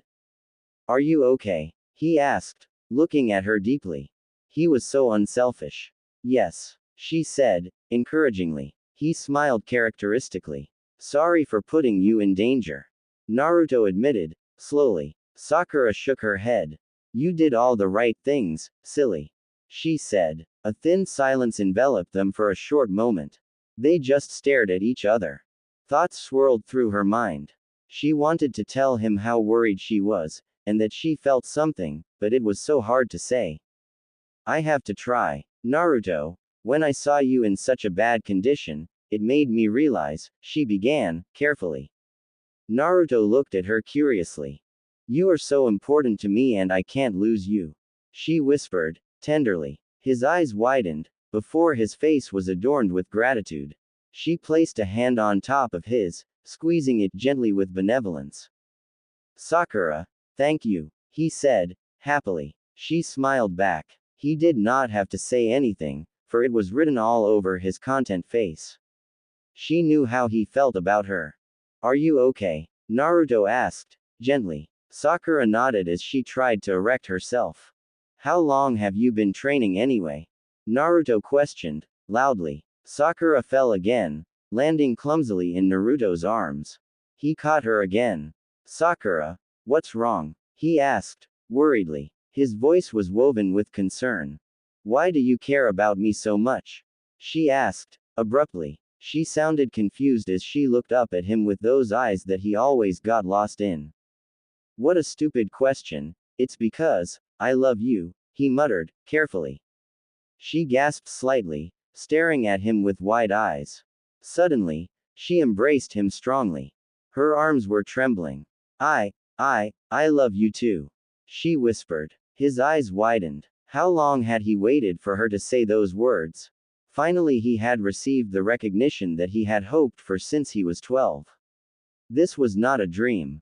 It was real. She was really embracing him and welcoming him into her heart. What did you say? He asked, uncertainty dominating his voice. He felt her grip weaken and falter completely. Her head rested on his shoulder. He gently took her shoulders and shifted her position so that she was lying comfortably in his arms, her porcelain face facing his. Her eyes were closed and she was breathing lightly. He stroked strands of loose hair that covered her face. Thank you, Sakura, he whispered. She woke up in a bed. She looked around and noticed Naruto sitting beside her. Naruto, she whispered. Her face was painted with confusion. Hey, don't worry, I took you to my place. How are you feeling? He asked, kindly. She then realized what had recently unfolded. She remembered saying 3 words that were stuck inside of her for so long. Her fatigue must have brought them out. She did not regret though. I feel all right now, she said, with a warm smile. Good, I'll go get you something to eat, he said, in the process of getting up. Naruto, she called, softly. He turned around, looking at her strongly. You know, I meant what I said before, she admitted, meekly. Her eyes, though, were so sincere and powerful, it made his heart soar. Naruto's eyes widened and he began to approach her slowly. Does that mean, Sasuke? What about Sasuke? He asked, carefully. She gave him a sincere look. You have taken over his place. Completely, she said, happily. Her smile was bright, and at the same time her voice was woven with seriousness. Happiness bloomed within Naruto, causing him to leap with excitement. His feelings overtook him and he walked quickly over to Sakura. He sat down beside her, and for a moment they just stared at each other, accepting their newly acknowledged feelings. Suddenly, he leaned in and kissed her strongly. He held her cheek tenderly, as he tilted his head. She welcomed him, fully. She held his neck with convivial hands. At that moment, she knew she was in love. And their kiss was radiating it. They sank down, him carefully caressing her with his lips. The sheets enveloped them protectively, securing their moment. He was gentle as he went inside of her. Are you okay? He asked, stroking away a strand of hair, before touching her cheek.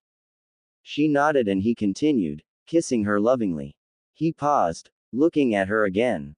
He felt her soft breath against his face as he stared into her bottomless eyes. His hand caressed her entire upper body.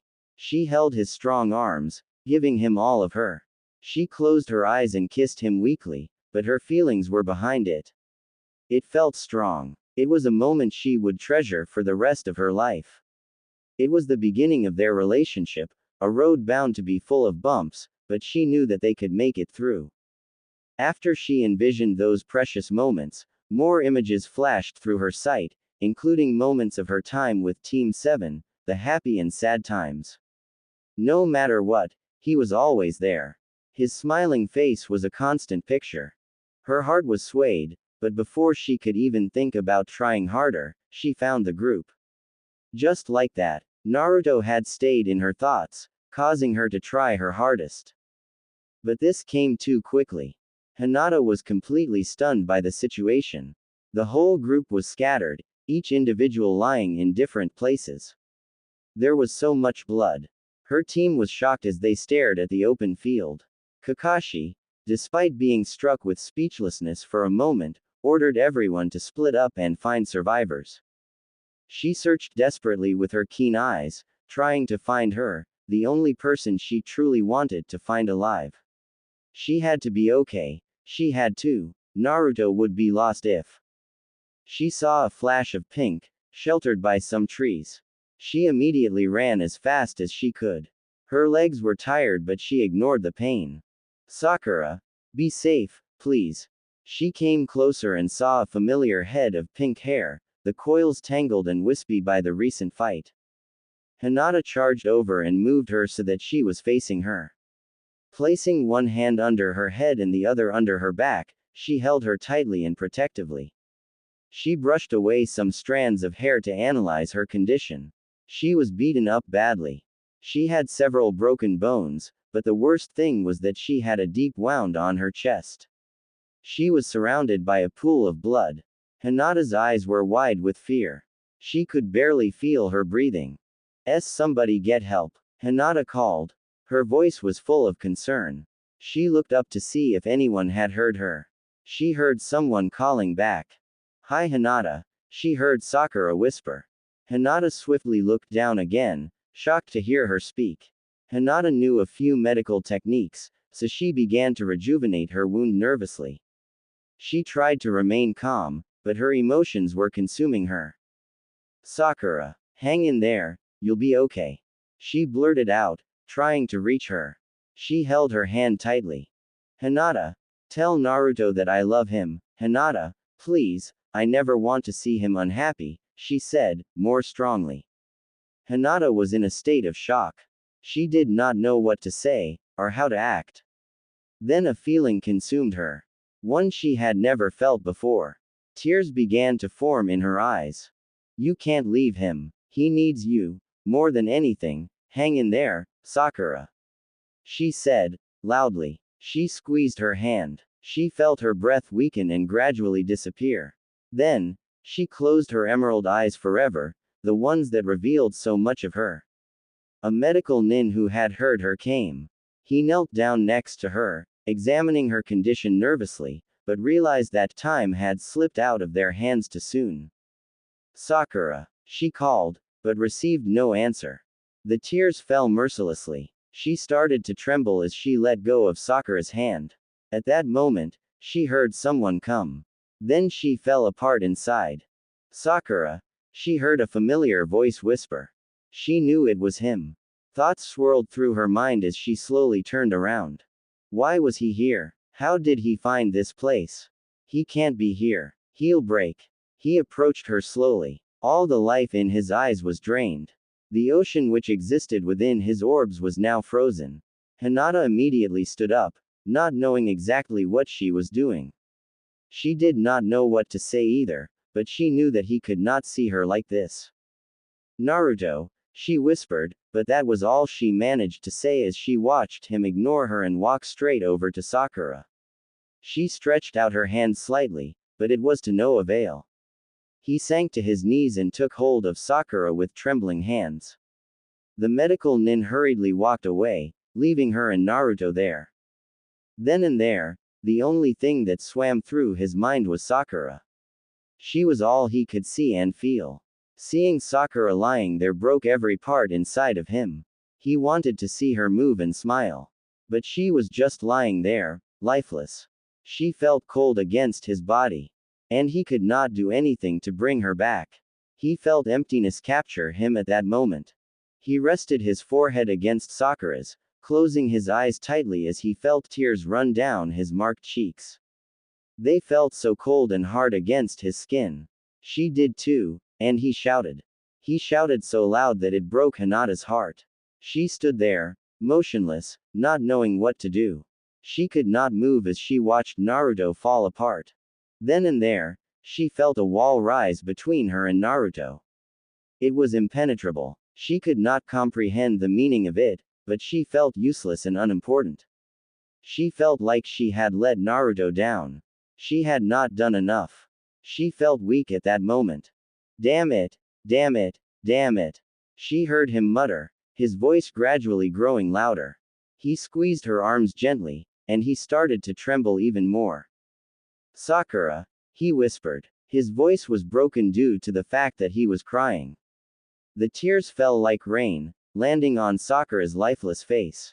He cried softly, and Hinata felt her heart crack even more. It was so painful. Kakashi came, his revealed eye full of concern. He approached Naruto and knelt down beside him. He was just as upset as he was, only that he did not show it in the same way as Naruto did. Naruto gently set Sakura down, and began to stroke a wild strand of hair away from her face. She's dead, Kakashi-sensei, he managed to say, before looking at his teacher with almost hateful eyes, a look which Naruto never wore. Who did this to her? He asked, with a low and cold voice. His eyes were reverting from red to blue. Was the Kyuubi emerging? Calm down, Naruto. You are in no condition to find the group who did this. Kakashi said. His voice was hard, but one could hear the deep concern and sadness behind it. I'm going to find them. I'll beat the hell out of them, one by one. He shouted, angrily. Sakura would not have wanted you to do that, think about her. He whispered as he pulled Naruto close. Naruto, shocked by his unexpected movement, was stunned. On top of that, his emotions immobilized him completely at that instant. Unknown to Naruto, Kakashi pulled his bandana up, revealing his powerful eye which was colored with a vibrant red. I promise you, we'll find those who are responsible. He added, before pulling away from Naruto and looking into his empty eyes. Kakashi's onyx wheel which adorned his eye turned and Naruto slowly and hesitantly slipped into unconsciousness. Normally, that would not work on him, but now he was just so exhausted, that the technique was successful. Everything went dark, and he saw her. Sakura. Hinata reacted by trying to protest, but she knew that what Kakashi was doing was right. Naruto was overflowed with emotions. A thick sadness clouded his senses, which would cause him to execute irrational actions, like seeking revenge when he was in no state to do so. It would only lead to hell. Hinata cried silently, and as she did so, she felt a tiny flake of ice land on her nose. She looked up. Ironically, the snow was finally falling. It was falling now. Instead of hope, it gave her an indescribable coldness. It had stopped snowing. The sky looked like tedious steel above her head. Her white eyes stared firmly at the heavens. She contemplated on whether to go see him or not.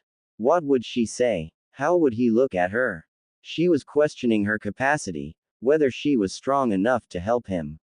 She took one silent step, and finally stopped. Naruto. Naruto was caught in a ferocious blizzard, or that is what it felt like. It only lasted for a few moments, before he actually felt tiny flakes of coldness land on his face. They floated down from the visible darkness elegantly. Suddenly, he saw Sasuke, his dark locks reconciling with the surrounding sky. About time you showed up, Naruto said, angrily. Sasuke turned to look at him. His Sharingan were ablaze, and he stared expressionlessly at him. But those were indeed hard eyes. It's your fault she died, you know. Sasuke muttered, coldly. His voice was harsh. Then his eyes reverted to a strange emptiness. Naruto gasped by his strange appearance and his hurtful words. What? Naruto blurted out, hurt welling up inside of him. It's your fault, he repeated, more clearly this time.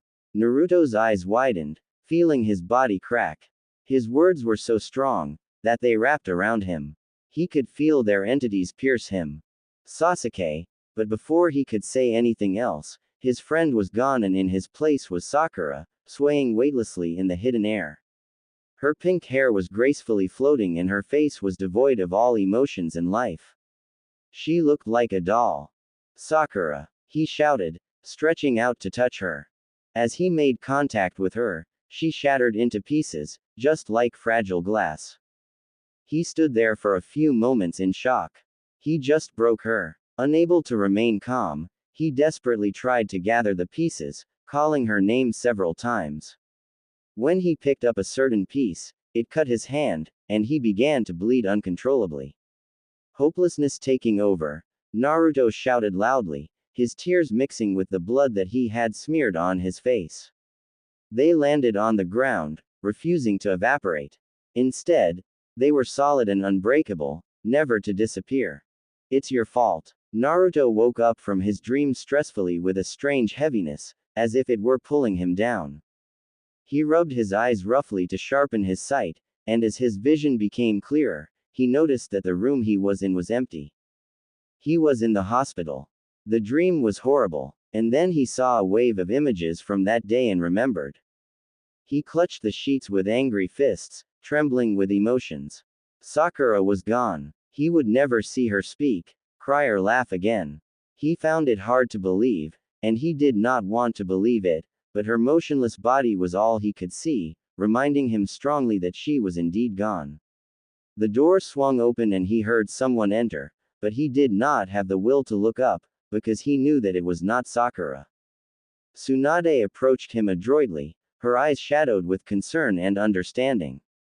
Naruto, you are awake, she said, standing like a statue over him. He weakly shifted his gaze to meet hers. Her face was sharpened with concern, and he knew what she was thinking. And what she was going to say. I am sorry for your loss, she admitted, gently. He knew it. It was amazing how she could change from being hard and strict to soft and caring. He really had no will to indulge in a conversation, but her chocolate eyes persuaded him to do so. Are you going to let me go, since I disobeyed you? Naruto asked, weakly. He stared flatly at the wall, trying to avoid her intense gaze. You don't have to work, if you don't want to, she answered. She had misinterpreted his question. He wanted to find those bastards who killed Sakura, and tear them apart. He could not, would not, lie around, because the pain would be much stronger.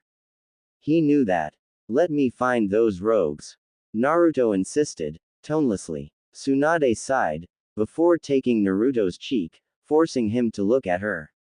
Seeing Naruto so emotionless was causing a mild fear to expand within her. She was expecting him to be crying his heart out. You have to rest first, your body needs it. Listen to me, okay? Her eyes were soft, visible of emotions that she usually never wore. And then he kissed him, placidly on the cheek. He widened his eyes slightly. Everyone is here for you. It's all right to let out your feeling. I suggest you get home. Kakashi wanted to talk to you too. Need any help? She asked, feeling her worry grow stronger. He shook his head. A weak smile appeared on his lips, but it was broken. No, he said, and his smile faltered. He got up and left.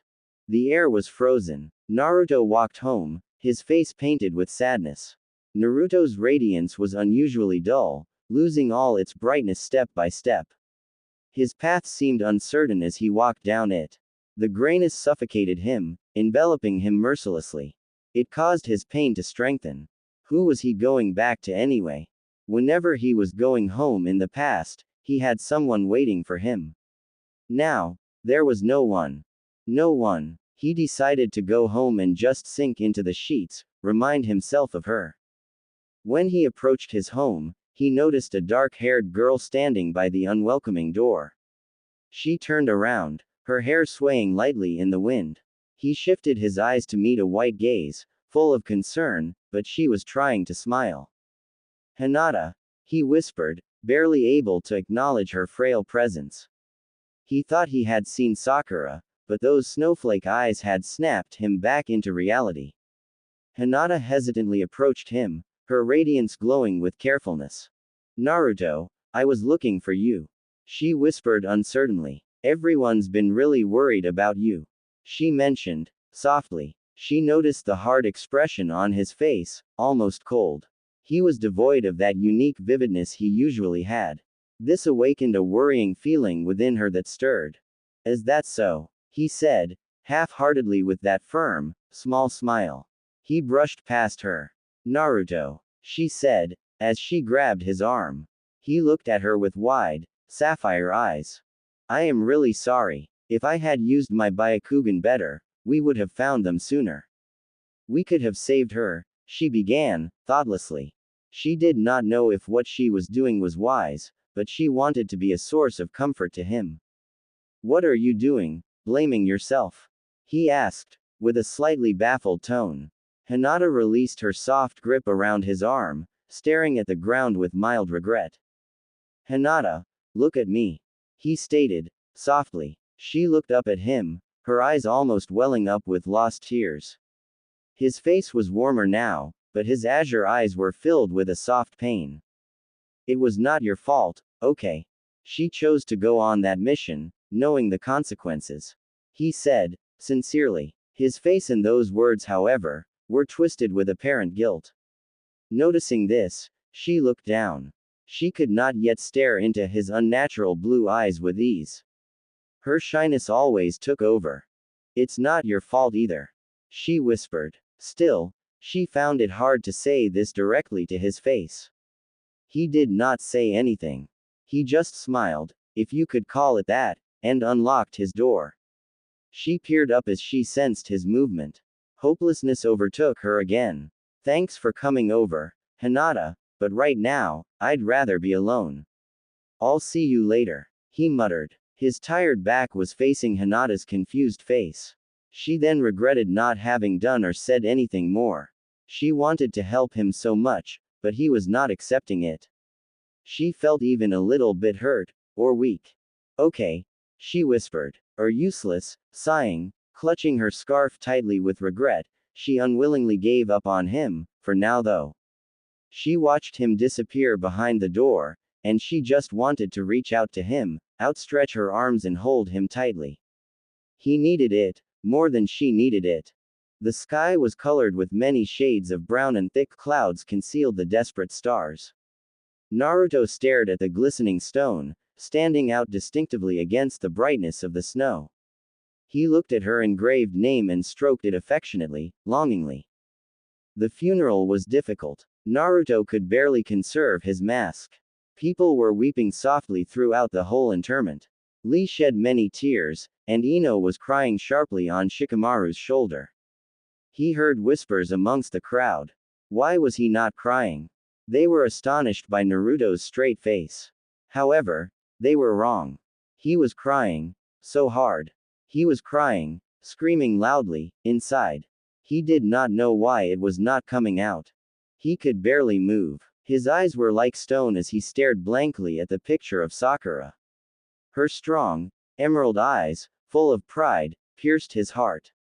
His tears were stuck, frozen behind his eyes. People gave him their condolences, but he could barely acknowledge them. The words just floated by, through one ear and out the other. Everything seemed pointless. His friends were very supportive, but their comfort did not sink in. As he gazed pensively at the memorial, he felt a strange feeling consume him. He felt like something had broken inside of him, like a piece of him that was cracked suddenly shattered. It was something he did not understand at all. He felt a presence surround him intensely. He did not really want to turn around and see whoever it was. Naruto, he heard her say, worriedly. She took a step further, cautiously. Her ebony hair was blowing in the wind as he caught a glimpse of her in the corner of his eye. He tried to greet her, but his voice did not come out. Hinata, how long are you going to stay here? You must be cold, she said, concerned. She was trying to smile though. Naruto felt that strange feeling pierce him mercilessly again. And suddenly, he let it all out, both willing and unwilling. Tears danced unstoppably down his cheeks. He finally faced her, fully revealing himself to her.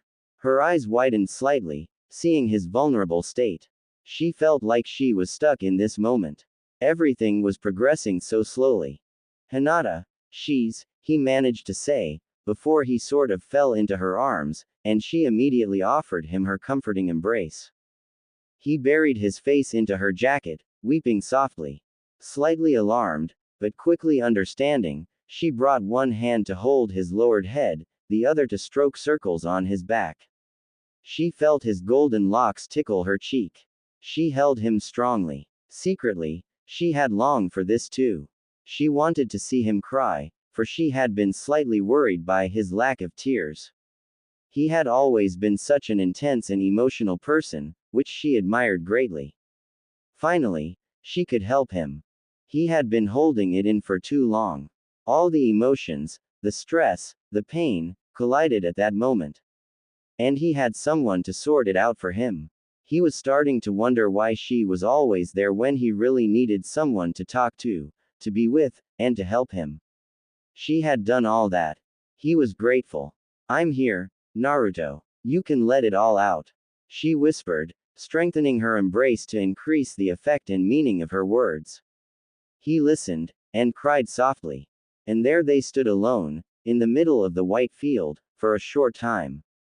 It was only the two of them, the aimless wind their only comfort, and it was there she felt her heart connect with his. After all, the frosty meadow reminded her of his large heart, without the ice, of course. As she stroked his hair with her slender fingers, she heard him whisper, "Thank you," and it felt a little. He woke up to nothing. That was really how it felt. What was he waking up to? He brushed his eyes with a trembling hand and erected his body. Naruto had to keep himself busy. He equipped himself and left the emptiness. Walking out of his door, he felt disappointed. It was still with him. It was warmer today. The sun was a glowing orb in the sapphire sky, spreading warmth and light. Sparkling icicles hanging from rooftops were melting, and drops of water fell aimlessly to the ground. The snow was melting, reflecting each beam of light. The sun hurt his eyes as he walked forward. It felt like the whole world was smiling. Naruto tried to appreciate the beautiful day, use it as a motivation, but he just did not have the enthusiasm or the will. He merely wanted to do something, to ease the pain, to clear his mind. Otherwise, he would just think of her. It was not just that though. He entered the room where only a few uniformed ninja were gathered. His eyes, that had once caught the sky, were empty. The ninja gave him various glares, of astonishment, of surprise, and other things he did not bother interpreting. Naruto did not care. He caught a glimpse of Shikamaru, glancing longingly out of the window. As Naruto approached him, his friend turned to look at him with slightly widened, but still unfazed chocolate eyes. Hey, Naruto, how did you find out about this damn meeting? Shikamaru asked, curiously. Naruto gave him a determined glare, but it lacked that burning intensity which once existed in his eyes. Hey, Lee told me. He simply answered. Shikamaru had never had difficulty reading Naruto. There was a bad reason for him being here, and he knew that. He gave him a suspicious glare as he watched Naruto sit down next to him, wordlessly.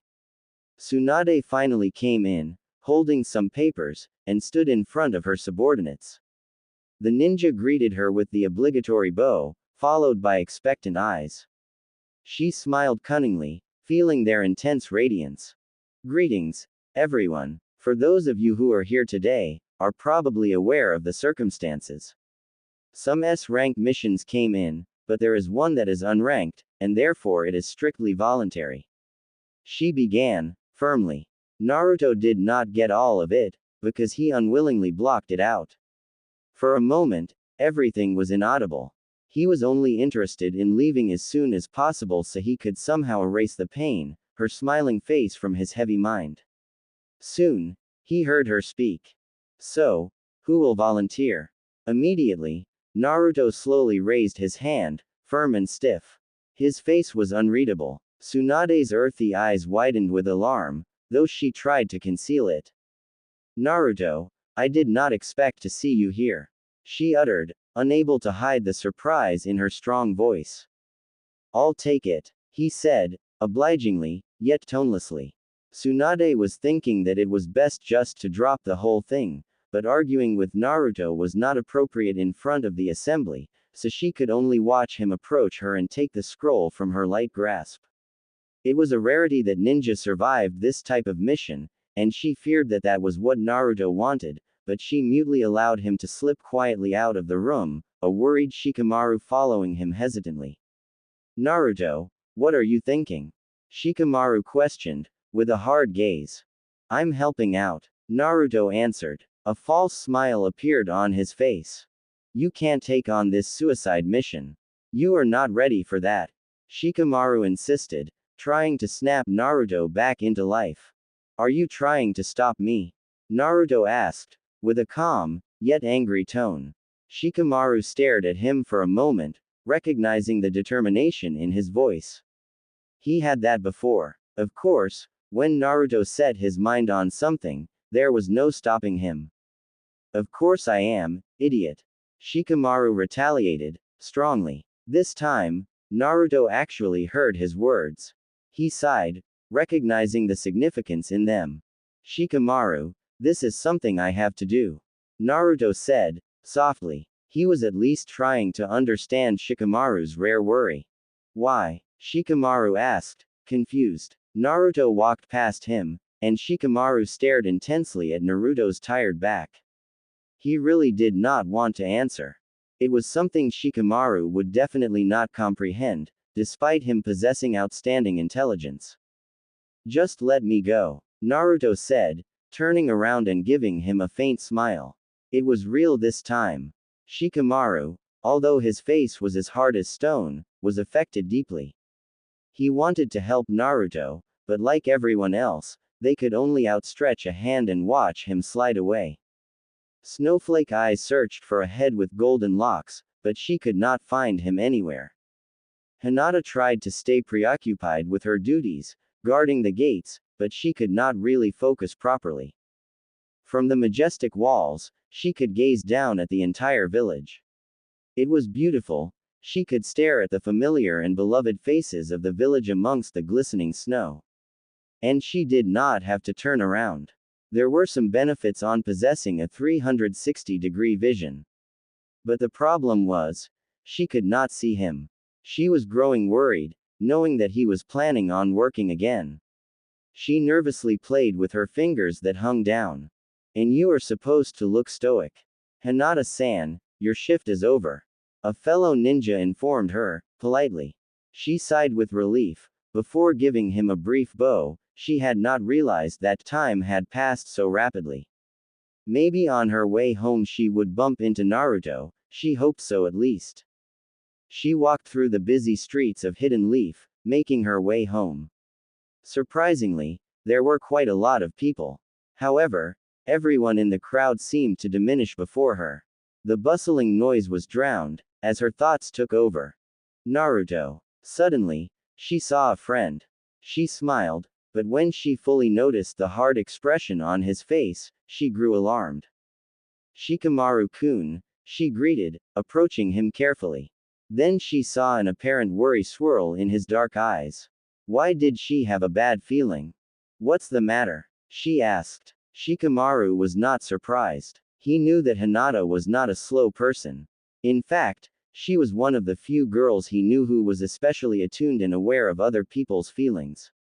A good reader, he smirked slightly, before urging her to follow him where they could talk privately. It's Naruto, he said, as they entered a narrow side street. Her eyes widened with worry. She felt it within her too. It was explosive. He's volunteered for some idiotic suicide mission. You've been with him a lot lately, so I figured he would listen to you. You have to stop him. Shikamaru said, calmly, yet his voice was full of seriousness. Me? She asked, timidly. Shouldn't Kakashi be the one hindering him, she thought. No matter what though, she could not just stand by and watch him throw himself in harm's way. She shifted her gaze in deep thought, hoping that Naruto had not left. Shikamaru gave her a hard look, before his lips formed into a crooked smile. He knew her answer before she could say anything. Despite her extreme shyness, she was a determined girl when it came to certain things. I'll go, she whispered, her face reflecting her strong mind. Naruto prepared himself calmly, but he tried to be hasty. He did not want anyone to stand in his way. He knew that certain people were against his departure, but they would just have to deal with it. He was ready. He needed to know, if there was something holding him back, if there was something in his life worth living for again. Sakura and Sasuke were gone, and despite having friends, he felt loneliness coming back to him, knowing that she was gone forever. Waking up in the mornings gave him nothing. What was the point? The uniform was a bit big on him. He had lost some weight, to everyone's dismay.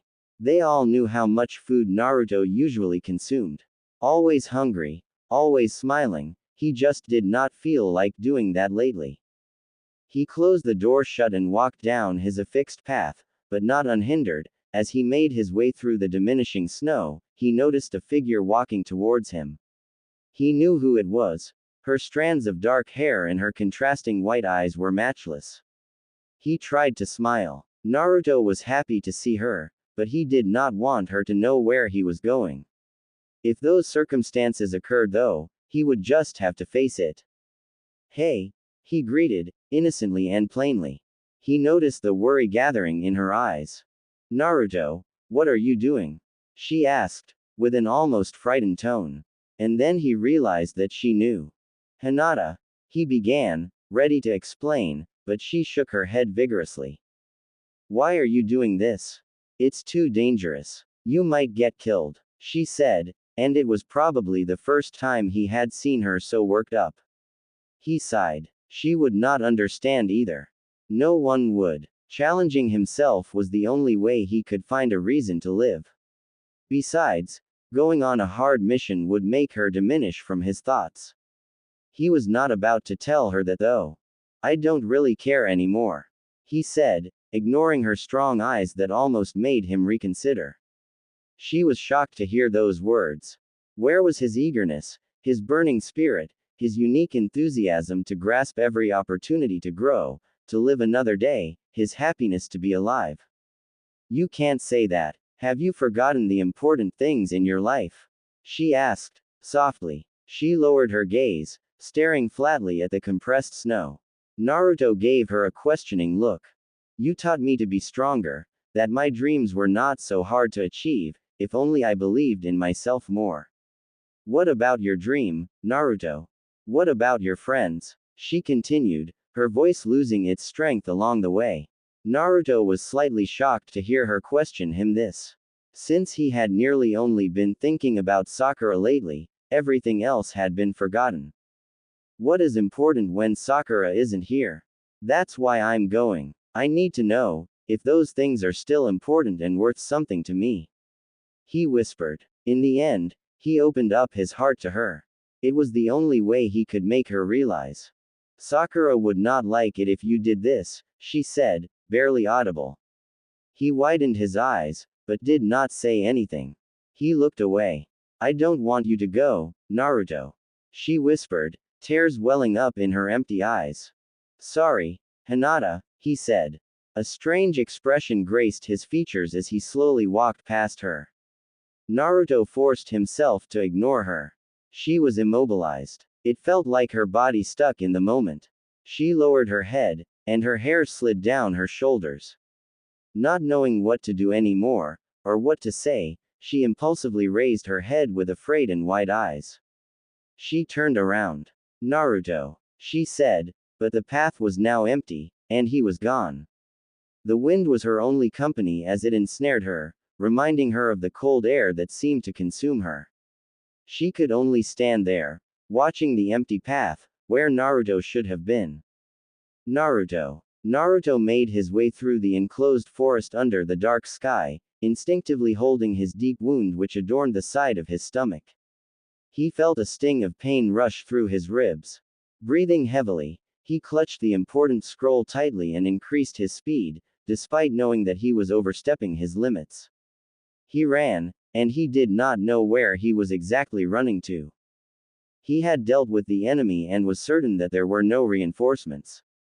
With this in mind, he decreased his vibrant running. He felt his legs giving way anyway.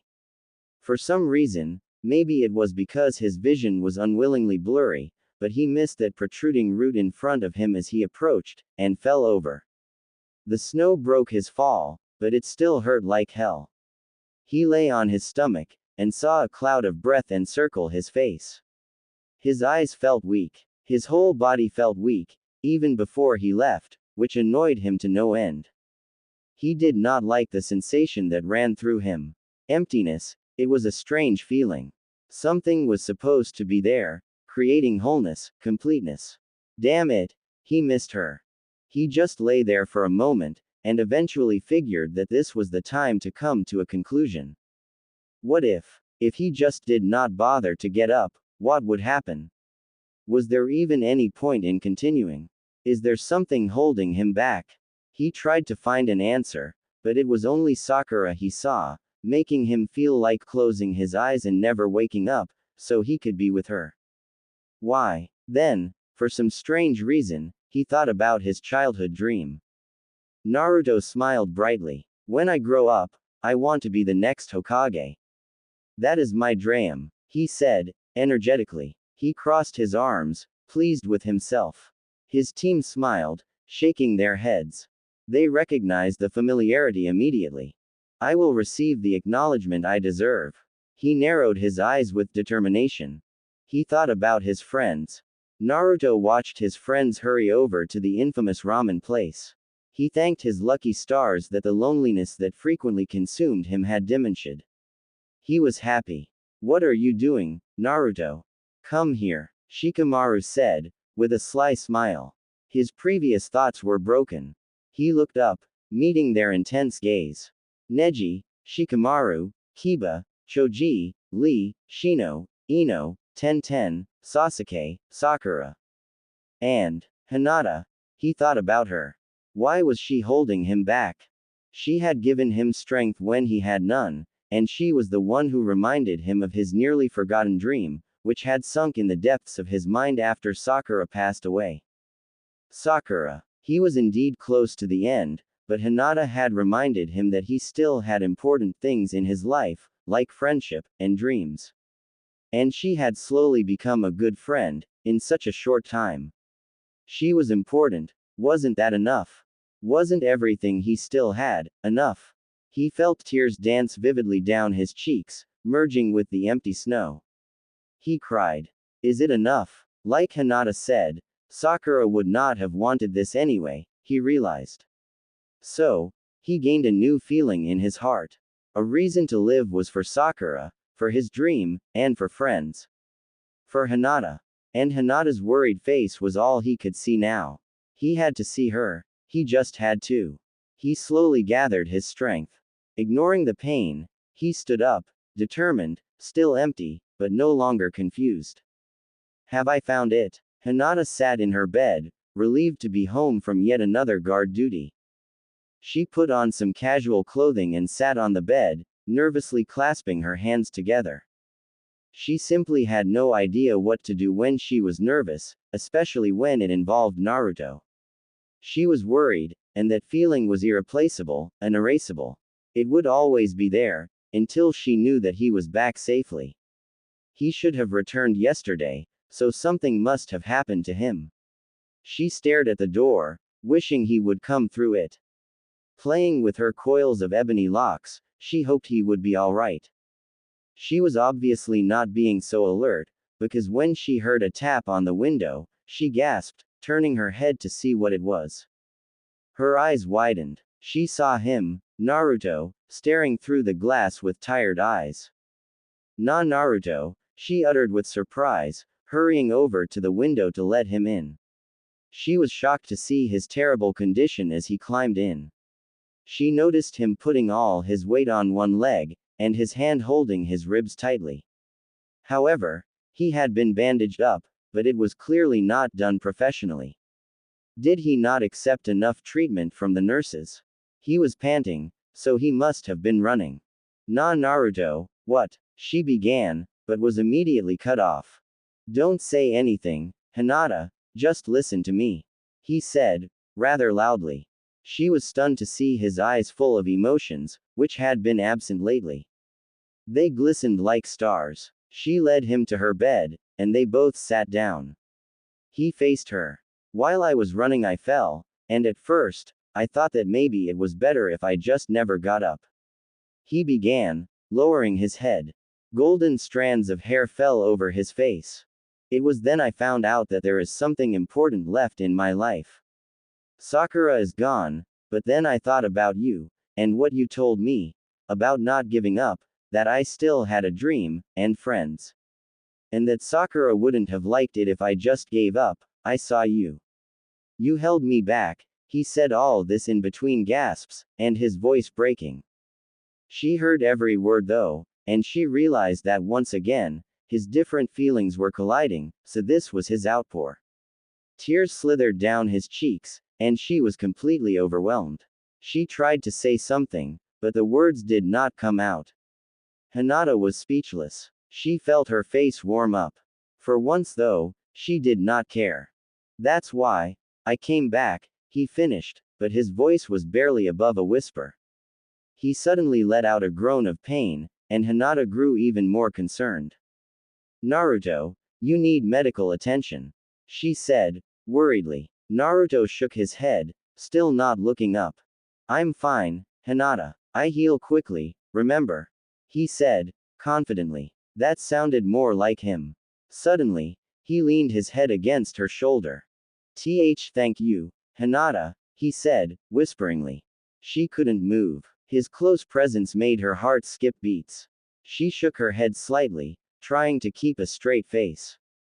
Looking down at his golden locks, she smiled warmly, and Naruto could hear that as she spoke. I'm so glad you came back, a grateful tone graced her voice. Ah, he muttered, before she felt his body give way. She caught him, keeping him steady. He was quite heavy, but it did not matter. She was not surprised to see him welcome unconsciousness. The way he looked, it was amazing he was still standing a few moments ago. She remembered him saying that he did not wish for medical attention. It was true, the power within him was helpful. So she let that be the source to his recovery. Staring down at him, Hinata embraced him, weakly. It meant something to her, to know he was alright. He was back, and that worry was gone. She lay him down, placing him on the bed with heed. She stayed awake the whole night, sitting next to him, just watching him, and making sure he was okay. His breathing comforted her. It was morning already, and the sunbeams peeked through the window, bathing the room with light. She yawned slightly, before gasping as she saw Naruto flicker his sapphire eyes open. "Good morning, Naruto," she said, with a tender smile. She felt that same nervous feeling swallow her. He stared at her timid form for a moment, before comprehending what had happened. "Good morning," he greeted. He gave her a small smile.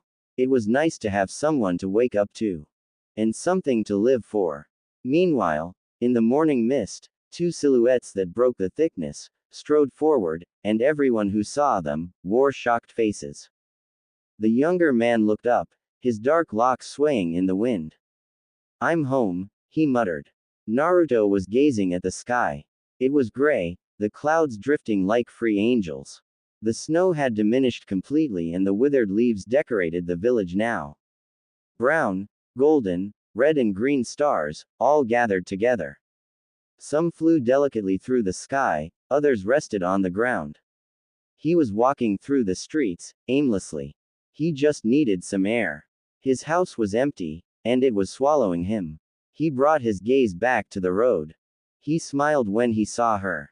And she was happy to see him smile genuinely. They had always been forced. She was standing there, waiting. Her dark coils were draped over her shoulder and her white eyes were lit up, like guiding lights. He always made her wait, he thought. How could she voluntarily put up with a wreck like him? He appreciated it profoundly. It had been a week since he came back from that mission, where he poured out his heart at her bedroom.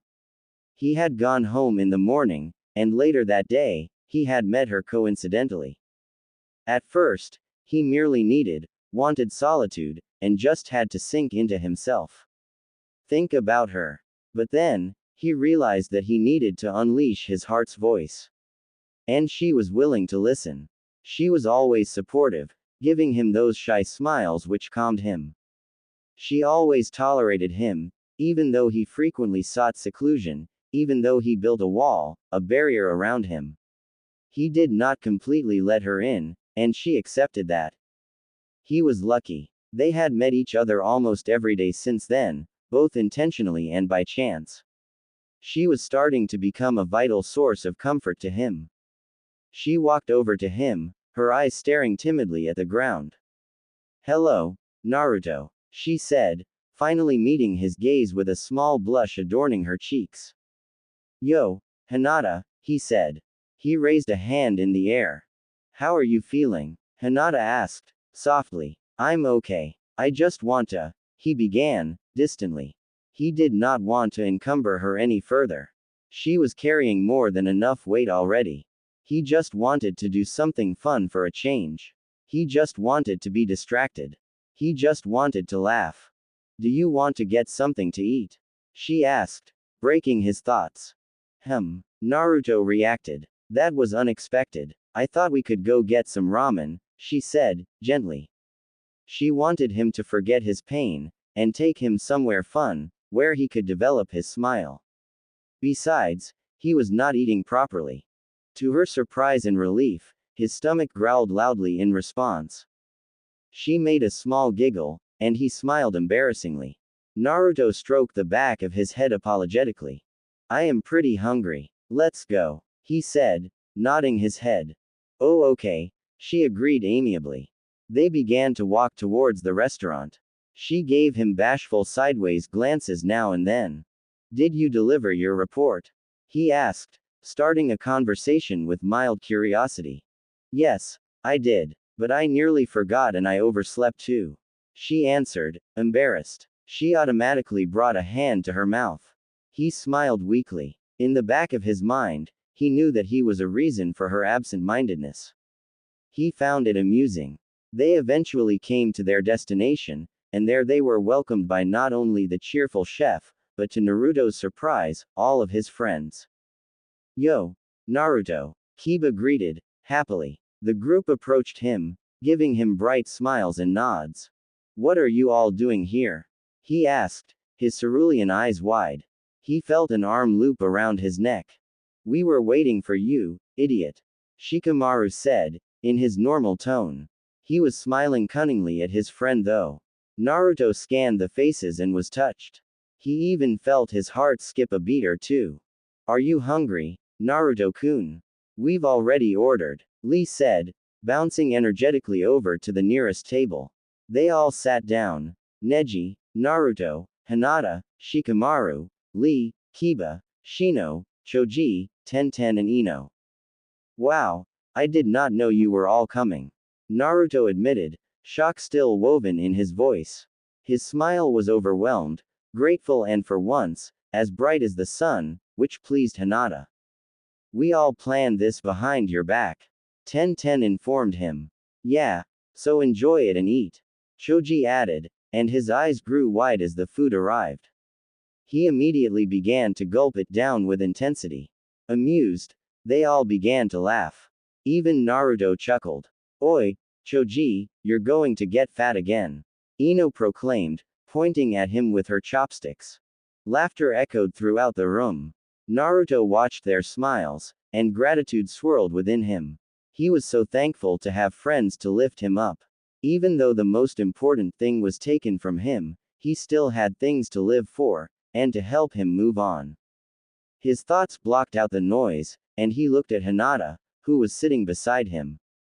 He knew she had planned this. Could she read minds or something? She always knew what he really needed. It was as if she were attuned to his feelings. The others spoke enthusiastically, but everything was silent, drowned around him, as he placed a hand on hers. Immediately, she looked up at him with her snowflake eyes. She stiffened by his simple touch. She too was stuck in that moment. This was your idea, wasn't it? He asked, softly. Redness touched her cheeks as she nodded. He smiled warmly. It was that smile that made her heart leap, which she missed so much. Despite his tired and often sad face, his smile was finally blossoming. Thank you, Hinata, he whispered, squeezing her hand. You're welcome, she said, almost inaudible. And he had fun, and laughed, which felt like something he had not done for years. Night, a dark blanket that spread across the sky with glistening stars, had arrived. The clouds had evaporated and the wind was cool. They had been there for hours, just talking and laughing. Some of them had even gotten intoxicated. Lee was swaying happily from side to side, whilst Kiba was getting really dopey. They exited the restaurant, and gradually parted ways. Some embraced and others gently placed a hand on his shoulder. Naruto thanked them, either way. Amidst the remaining group of them, he peeked over at Hinata, who was speaking with Shino, her back turned to him. He approached her gently and she looked up at him. Can I walk you home? He asked, with a weak smile. Sure. Neji went with Tenten. She said, returning his smile. They waved at them as they walked off. Hinata was feeling rather nervous. Naruto had not walked her home since that time, when he had given her his jacket. She felt so lucky, so happy, to be so close to him, even though he was still thinking about her. They came to a path filled with leaves, and only the swaying trees as their company. Her strands of hair danced with the wind, caressing her face. I had a great time today, he said, stopping. She mimicked his movements, and stared at his turning form. I am glad, she whispered, smiling softly. He approached her, and she felt her heart jump. Thank you, Hinata, he began. His eyes were filled with a pure softness. He was searching for the right words to express his gratitude to her. She waited. Suddenly, they both felt a presence nearby. The gentleness in his features was replaced with a firm alertness as he put on a protective stance. Do you feel it? He asked, eyes narrowing. She nodded, trying to find the strange aura. Naruto, they heard in the distance. He turned around. Naruto forgot to breathe, could not breathe. His hair that matched the night swayed and his eyes blended masterfully with the darkness. Saw Sasuke, he uttered, thoughtlessly. And he stepped into the light, his pale face defying it. It really is you, he said, his sapphire eyes wide. Suddenly, his relief and happiness turned into anger. Sasuke's eyes were sharp as he glanced at Hinata. It pierced her heart, and a mild fear entered her body. It's about time you showed up. Do you have any idea what has happened while you were gone? Naruto growled. His eyes were burning. Hinata stood there, confused and overwhelmed. She felt like she was entering forbidden territory. This had nothing to do with her, but she did not want to leave Naruto. I heard what happened, Sasuke said, approaching Naruto calmly. Surprisingly, his eyes gained a sheer sorrow. Are you okay? He asked, hesitantly, as if it were difficult for him to express concern.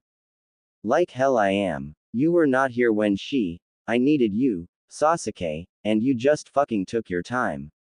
He said, angrily.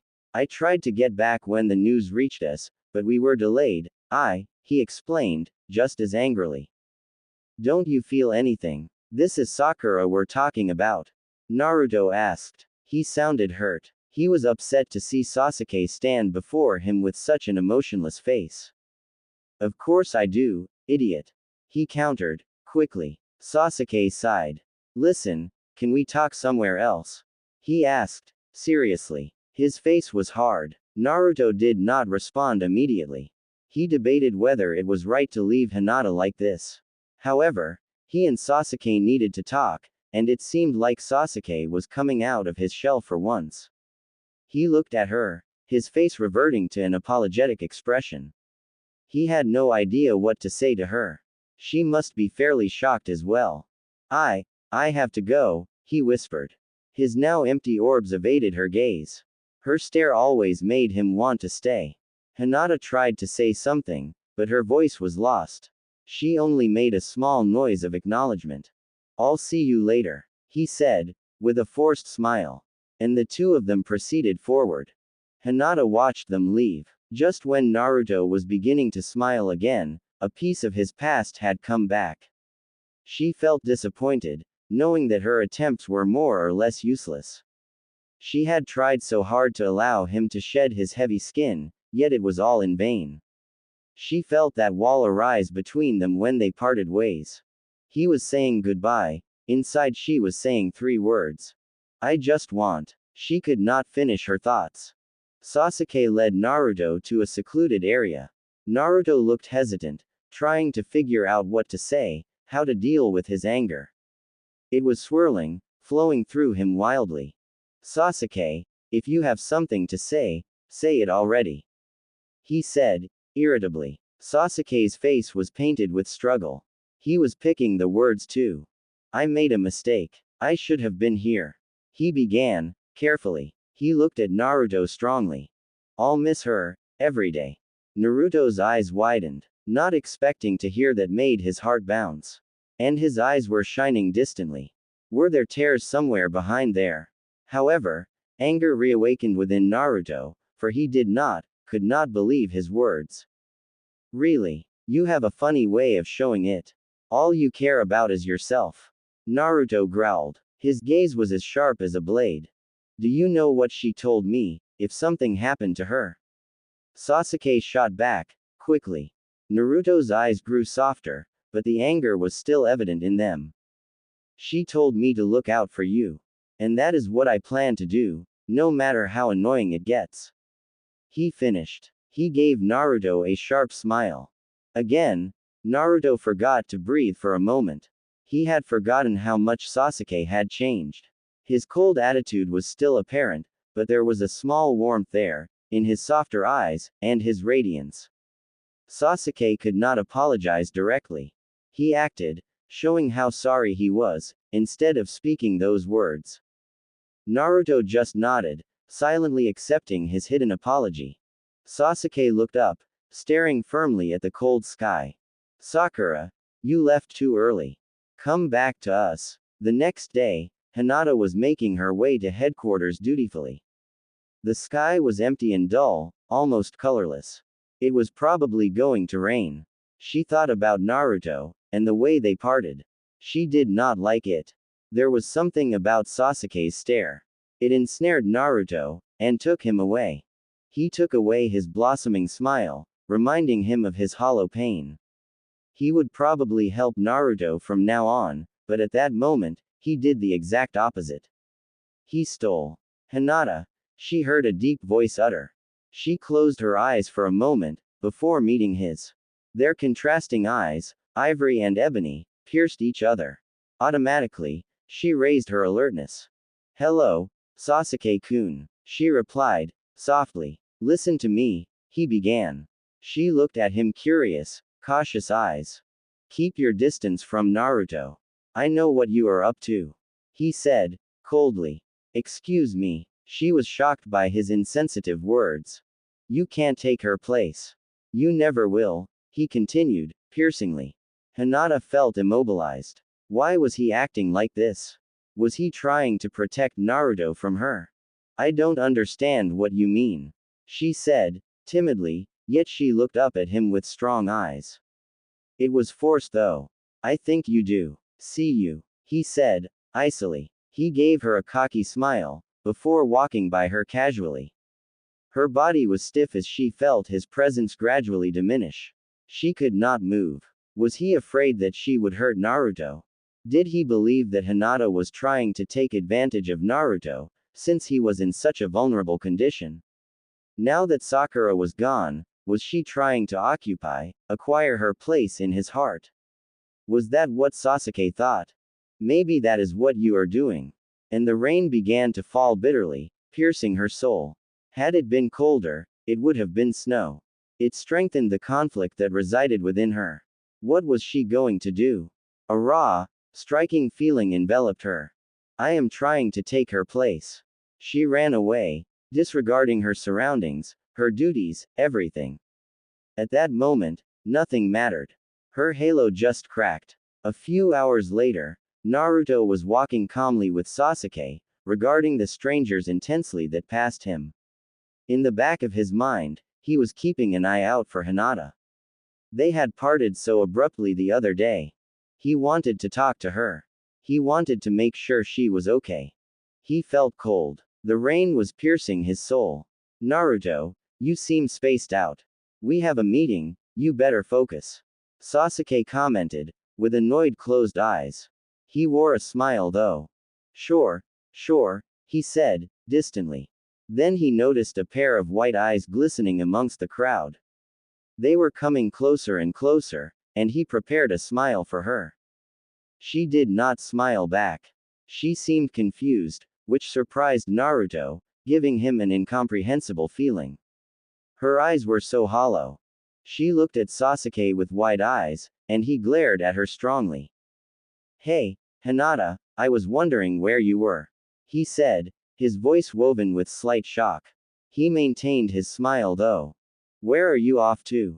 Naruto asked, curiously. Then she looked at him briefly, and he thought she saw an ounce of rejection, confusion and fear painted on her face. Her flat stare met the ground. I have to go, she said, and she ran by him, avoiding their gazes masterfully. Naruto was petrified by her actions as he felt her presence grow weaker.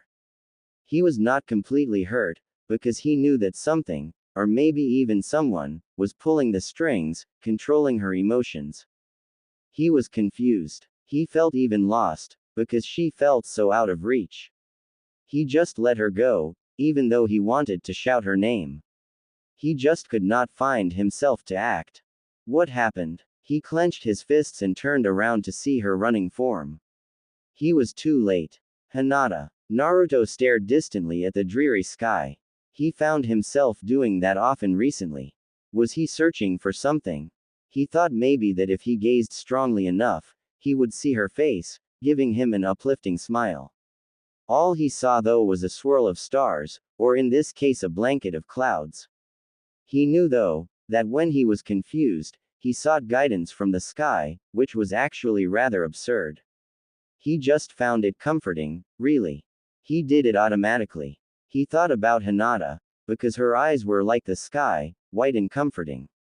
When she was not around, he grew empty and the sky was barely fulfilling. It was his fault that she was gone. But he did not know what he had done to make her upset. He was tired of forming questions in his mind and not gaining any answers. He had looked for her to attain them, but he could not find her. He wanted to see her. 2 days had passed too. He was growing lost without her, he realized. His pain was coming back, gradually and strongly. He needed her. He wanted her to understand. I can't manage without her. That's how much I have come to depend on her. What are these feelings? Why are they so strong? A gust of wind stroked his face with coldness, and he widened his eyes as he heard his name. Naruto. He swiftly turned around to meet his new company. Naruto met a pair of familiar thin onyx eyes. Yo, Kiba, what's up? Naruto greeted with a forced smile. It was then he noticed the alarmed expression painted on his comrade's face. Have you talked to Hinata?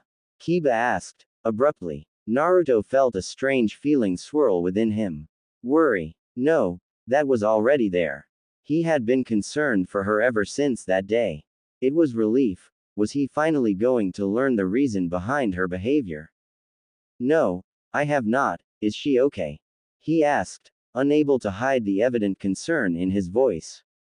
His face was masked with seriousness. You must speak with her. Listen, I talked to her about an hour ago, and I have to tell you something. He said, reflecting Naruto's gaze. Naruto was all ears. Kiba came over to see her. He had promised to say goodbye before he left on his next mission. When he approached her door, he knocked softly. She was alone, since her whole family was away. To his surprise, she answered the door almost immediately. Her eyes were wide and shining, as if tears were locked inside of them, ready to come out. It was rare of her to cry, he thought. She was an extremely strong person, who persevered through almost all obstacles. And Kiba knew her better than anyone. Hinata, what's the matter? He asked, concerned. She looked away distantly, as in thought, before meeting his eyes again. There is nothing wrong, she answered softly. She smiled weakly. They went to her room. He was fully convinced now that something was clearly upsetting her. He could see right through her. You can't fool me, Hinata. I know there is something bothering you. Now tell me, he demanded, tenderly. She turned around and looked at him, before she gently broke down in tears. She fell to her knees, cradling her face with her hands. Kiba approached her attentively. Hinata, he whispered. He wanted to help his friend. She finally looked up, eyes blossoming with sincerity. She was going to open up. It's about Naruto. Sasuke told me too, she began, whisperingly. Kiba narrowed his eyes. He told me to stay away from him, because he believes I am trying to take her place. And he's right, I am. She said. Kiba had never seen her so sad. Anger grew within him as he thought about Sasuke. Damn him. The problem was, Kiba was not a good conversationalist. He was never skilled at consoling people. It was easier with Hinata though. She was after all, probably the only girl he considered a friend. Have you talked to Naruto? He asked. She shook her head. I ran into him, but he was with Sasuke, so she said, and regret was apparent in her voice. Don't worry, I'll talk with him. He'll understand, Kiba said, standing up. She followed his movements as he approached the door. He stopped. And, we both know that you are not trying to take anyone's place. He added, flashing her a smile. And he left. Naruto narrowed his eyes, understanding the whole situation. He was angry more than anything else. He was angry at Sasuke, and at himself, because he had not been fully aware of Hinata's feelings. She really thinks that way? He asked. Apparently so, he answered, eyeing him seriously. There was no need to consider the situation. He instantly knew what he had to do. He had already decided. Thanks, Kiba, Naruto said, smiling slightly, before bursting out in an eager dash. Bye, I'm going to go see her. He shouted, enthusiastically.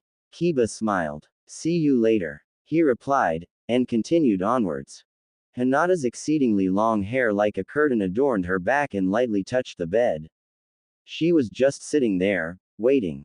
For what? For things to sort themselves out on their own. Unfortunately, she was one of those people who were not good at dealing with pain. The type that was not physical. Especially when it involved Naruto. Hinata wasn't good at sorting out the matters properly either. She should be figuring out, finding a solution. She felt ashamed, because she truly felt she was trying to take Sakura's place. She knew that Naruto would not agree with her, simply because he was Naruto. He was kind, accepting and never judgmental. However, she could not find the courage to talk to him. She simply did not know what to do. Suddenly, she heard a tap on the window, and she cursed herself for not being observant. She did not have to turn around to see who it was. Her eyes widened. Naruto was staring at her considerately behind a darkened sky. What should I do? The window was open, she realized, as she felt him approach her kindly. She did not move. Hinata, he whispered, as he sat on the bed in front of her. She met his eyes, a softness penetrating through the blueness. Naruto, she said, but she lost her voice. I know what happened, he admitted. His face was full of understanding and honesty. I'm sorry, I think I am, Hinata began, but Naruto interrupted her gently. He knew what she was going to say. I think I am trying to take her place. No, you're not, Naruto whispered. You wanted to be close to me before all this happened. He gave her a small smile. I don't think I deserve to be, she whispered back. Again, her voice lost its strength. Hinata, I need you. I need you to be with me. And I want you to stay. Naruto said. His eyes were true as their different gazes intertwined. I realized that today, I'm a wreck without you. He said, laughing slightly. He grew serious again, and discreetly outstretched his arms. Naruto embraced her tightly, holding her head with both hands, as if she were as precious as the stars. He leaned his head against hers, consuming her warmth, which he had missed. Her eyes were wide as she gently leaned hers against his chest. Hinata could hear his heart beating rapidly. He weakened his embracement, and she looked up. White met blue. She smiled softly. I won't go anywhere, she admitted, a blush spreading across her cheeks. Thank you, for everything. Hinata, he said. For a moment, she got lost in his eyes, and everything else around her disappeared. She felt frozen, as he placed a hand on her cheek. Am I dreaming? I have not forgotten her, Hinata. But you sort of make me feel the same way she made me feel. He admitted, and she felt her heart leap. Was it joy, or disappointment? Because. Just say it. She forgot to breathe. I love you, Naruto. I just want you to know that. He added, smiling genuinely, which made her feel like she was floating. Soaring. Lifting her up and making her strong. Naruto, but she knew she could not say it, because she did not know how Naruto would react. She did not want to risk straining their relationship. He still loved Sakura. Even if she radiated her essence, which comforted him, she was not pleased. Hinata wanted to give him an individual and different feeling. Not hers. She wanted him to feel her, not Sakura. Only hers. Still, she was happy, because he was growing closer and closer to her. She was so grateful. She just smiled. I understand, Hinata said, happily. He ran his fingers through her midnight hair with affection. And they were bathing in each other's soothing aura, because they needed it, the calmness and more importantly, each other. The sun was encircled by ribbons of clouds. The rays were not strong enough to break through them. If you were lucky, you could see a thin bar of light, piercing through. The sky was as bright as a sapphire though, and its pleasantness was contagious. Naruto, she called. He looked up, extricating himself from his train of thoughts. It was actually occurring. I am appointing you to this mission. Don't let your personal feelings get in the way. I know you have wanted this. Tsunade uttered, lightly handing him a scroll. He silently accepted his mission with a determined face. He was burning inside. They were going to find the remaining band of rogue ninja who were responsible for her death. For all the crap he had been through. The reason for his emptiness, he was ready. But something was holding him back. Hinata. She had accompanied him, and she was waiting outside for the news. And all he had to do was face her and tell her that he was going, no matter what. Naruto marched down the steps and opened the door. The sun finally broke through, spilling light over his face. When he saw her face, he knew that she was already aware of the circumstances. Her eyes were glowing with a soft seriousness and worry. He could not find any words to say as he stood in front of her. Hinata's snowflake eyes were captivating. They always gave him a warm feeling. Naruto, you should not go, she said, lowly. I have to, he whispered. Why? She countered, softly, because she was never hard. Hinata, you know what they did to Sakura. He answered, carefully. But you won't gain anything. Vengeance only leads to emptiness. Isn't that what you believe? She asked. Hinata approached him, so that she could intensify her words. They were close now, and naturally, her heart jumped. It was a familiar feeling. Naruto looked away, and his eyes lingered on the clouds. He looked sad. He was struggling inside with wrong and right. He was going against his own words. And she was right. I don't want you to go, she said, and he could tell she was battling with her unbeatable tears. Hinata, you're right. I should not go. If I go, I give up on everything I believe in. He said, warmly. His face was painted with understanding. Sakura would not have wanted it either. I'll go tell Granny, he said, with his usual tone. Wait, she whispered. He looked at her strongly. I'll go on the mission in your place, she said, with a determined, yet soft voice. Naruto was taken aback. He could not say anything, and she could not move, so they stared at each other, sucking in the moment, trying to comprehend. The wind blew by, whispering. You can't do that, he said, loudly. Ninja are allowed to switch missions. I'll go speak with Hokage-sama, she insisted.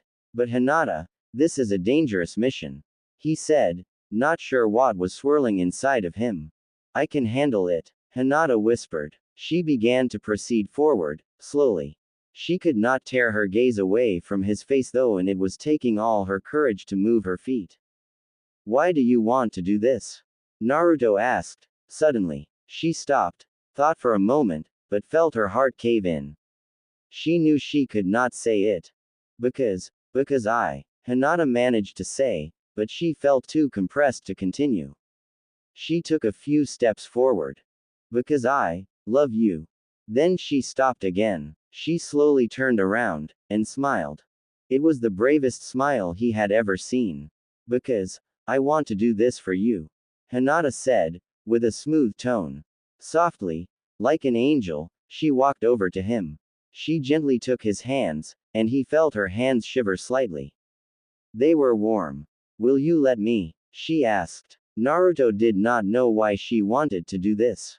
He wanted to say no, to stop her, but her eyes were shifting his thoughts. They were so full of fortitude, it was as if they wanted to prove something, to show him something. And he wanted to see. He wanted to feel her need. Only if you promise to come back, he said, smiling cunningly. His voice was warm and trusting. I promise, she answered, softly. How could she look so frail, yet be stronger than any person he knew? She was so full of vigor, and unconditional kindness. It was almost too good to be true.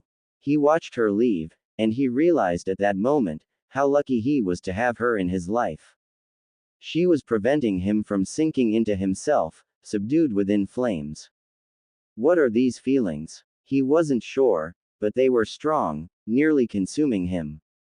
The sun was sinking now, but a few beams broke through and burned the clouds.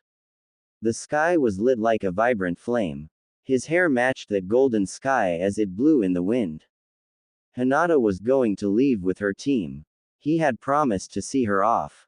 Her armor made her feel strong, and so did his face, so she was thankful. She had decided she would not turn back, no matter what. She was doing this for him, so she could relieve him of his pain. She wanted to carry his weight. But more importantly, she was doing it for herself. Hinata had to test her love for Naruto, whether it was strong enough for her to pull through and consider admitting her feelings for him. This was her hindrance, her obstacle, which she had to overcome in order to acknowledge her feelings. When she returned, preferably unharmed, she would tell him. Hinata finally met his intense gaze, and blushed slightly, though her face remained strong. "I'll be on my way then," she said. "Be careful, Hinata," Naruto whispered. Hinata gathered all her strength inside of her. It took so much for her to say so little. But they were important words. "I have something to tell you when I come back," she said, adding a frail smile, which was easily broken compared to Naruto's, but his made hers whole again. Like how he was smiling now. "Okay," he said, with a positive tone. His eyes gained that familiar gentleness as he leaned forward and strongly placed his arms around her. She buried her face in his shoulder, finally releasing herself. This time, she could move, even though her heart forgot to beat when she absorbed his warmth. She did not want him to let her go, because she felt so safe. He would protect her. His embrace was strong, and it gave her courage. Just like rain to a flower.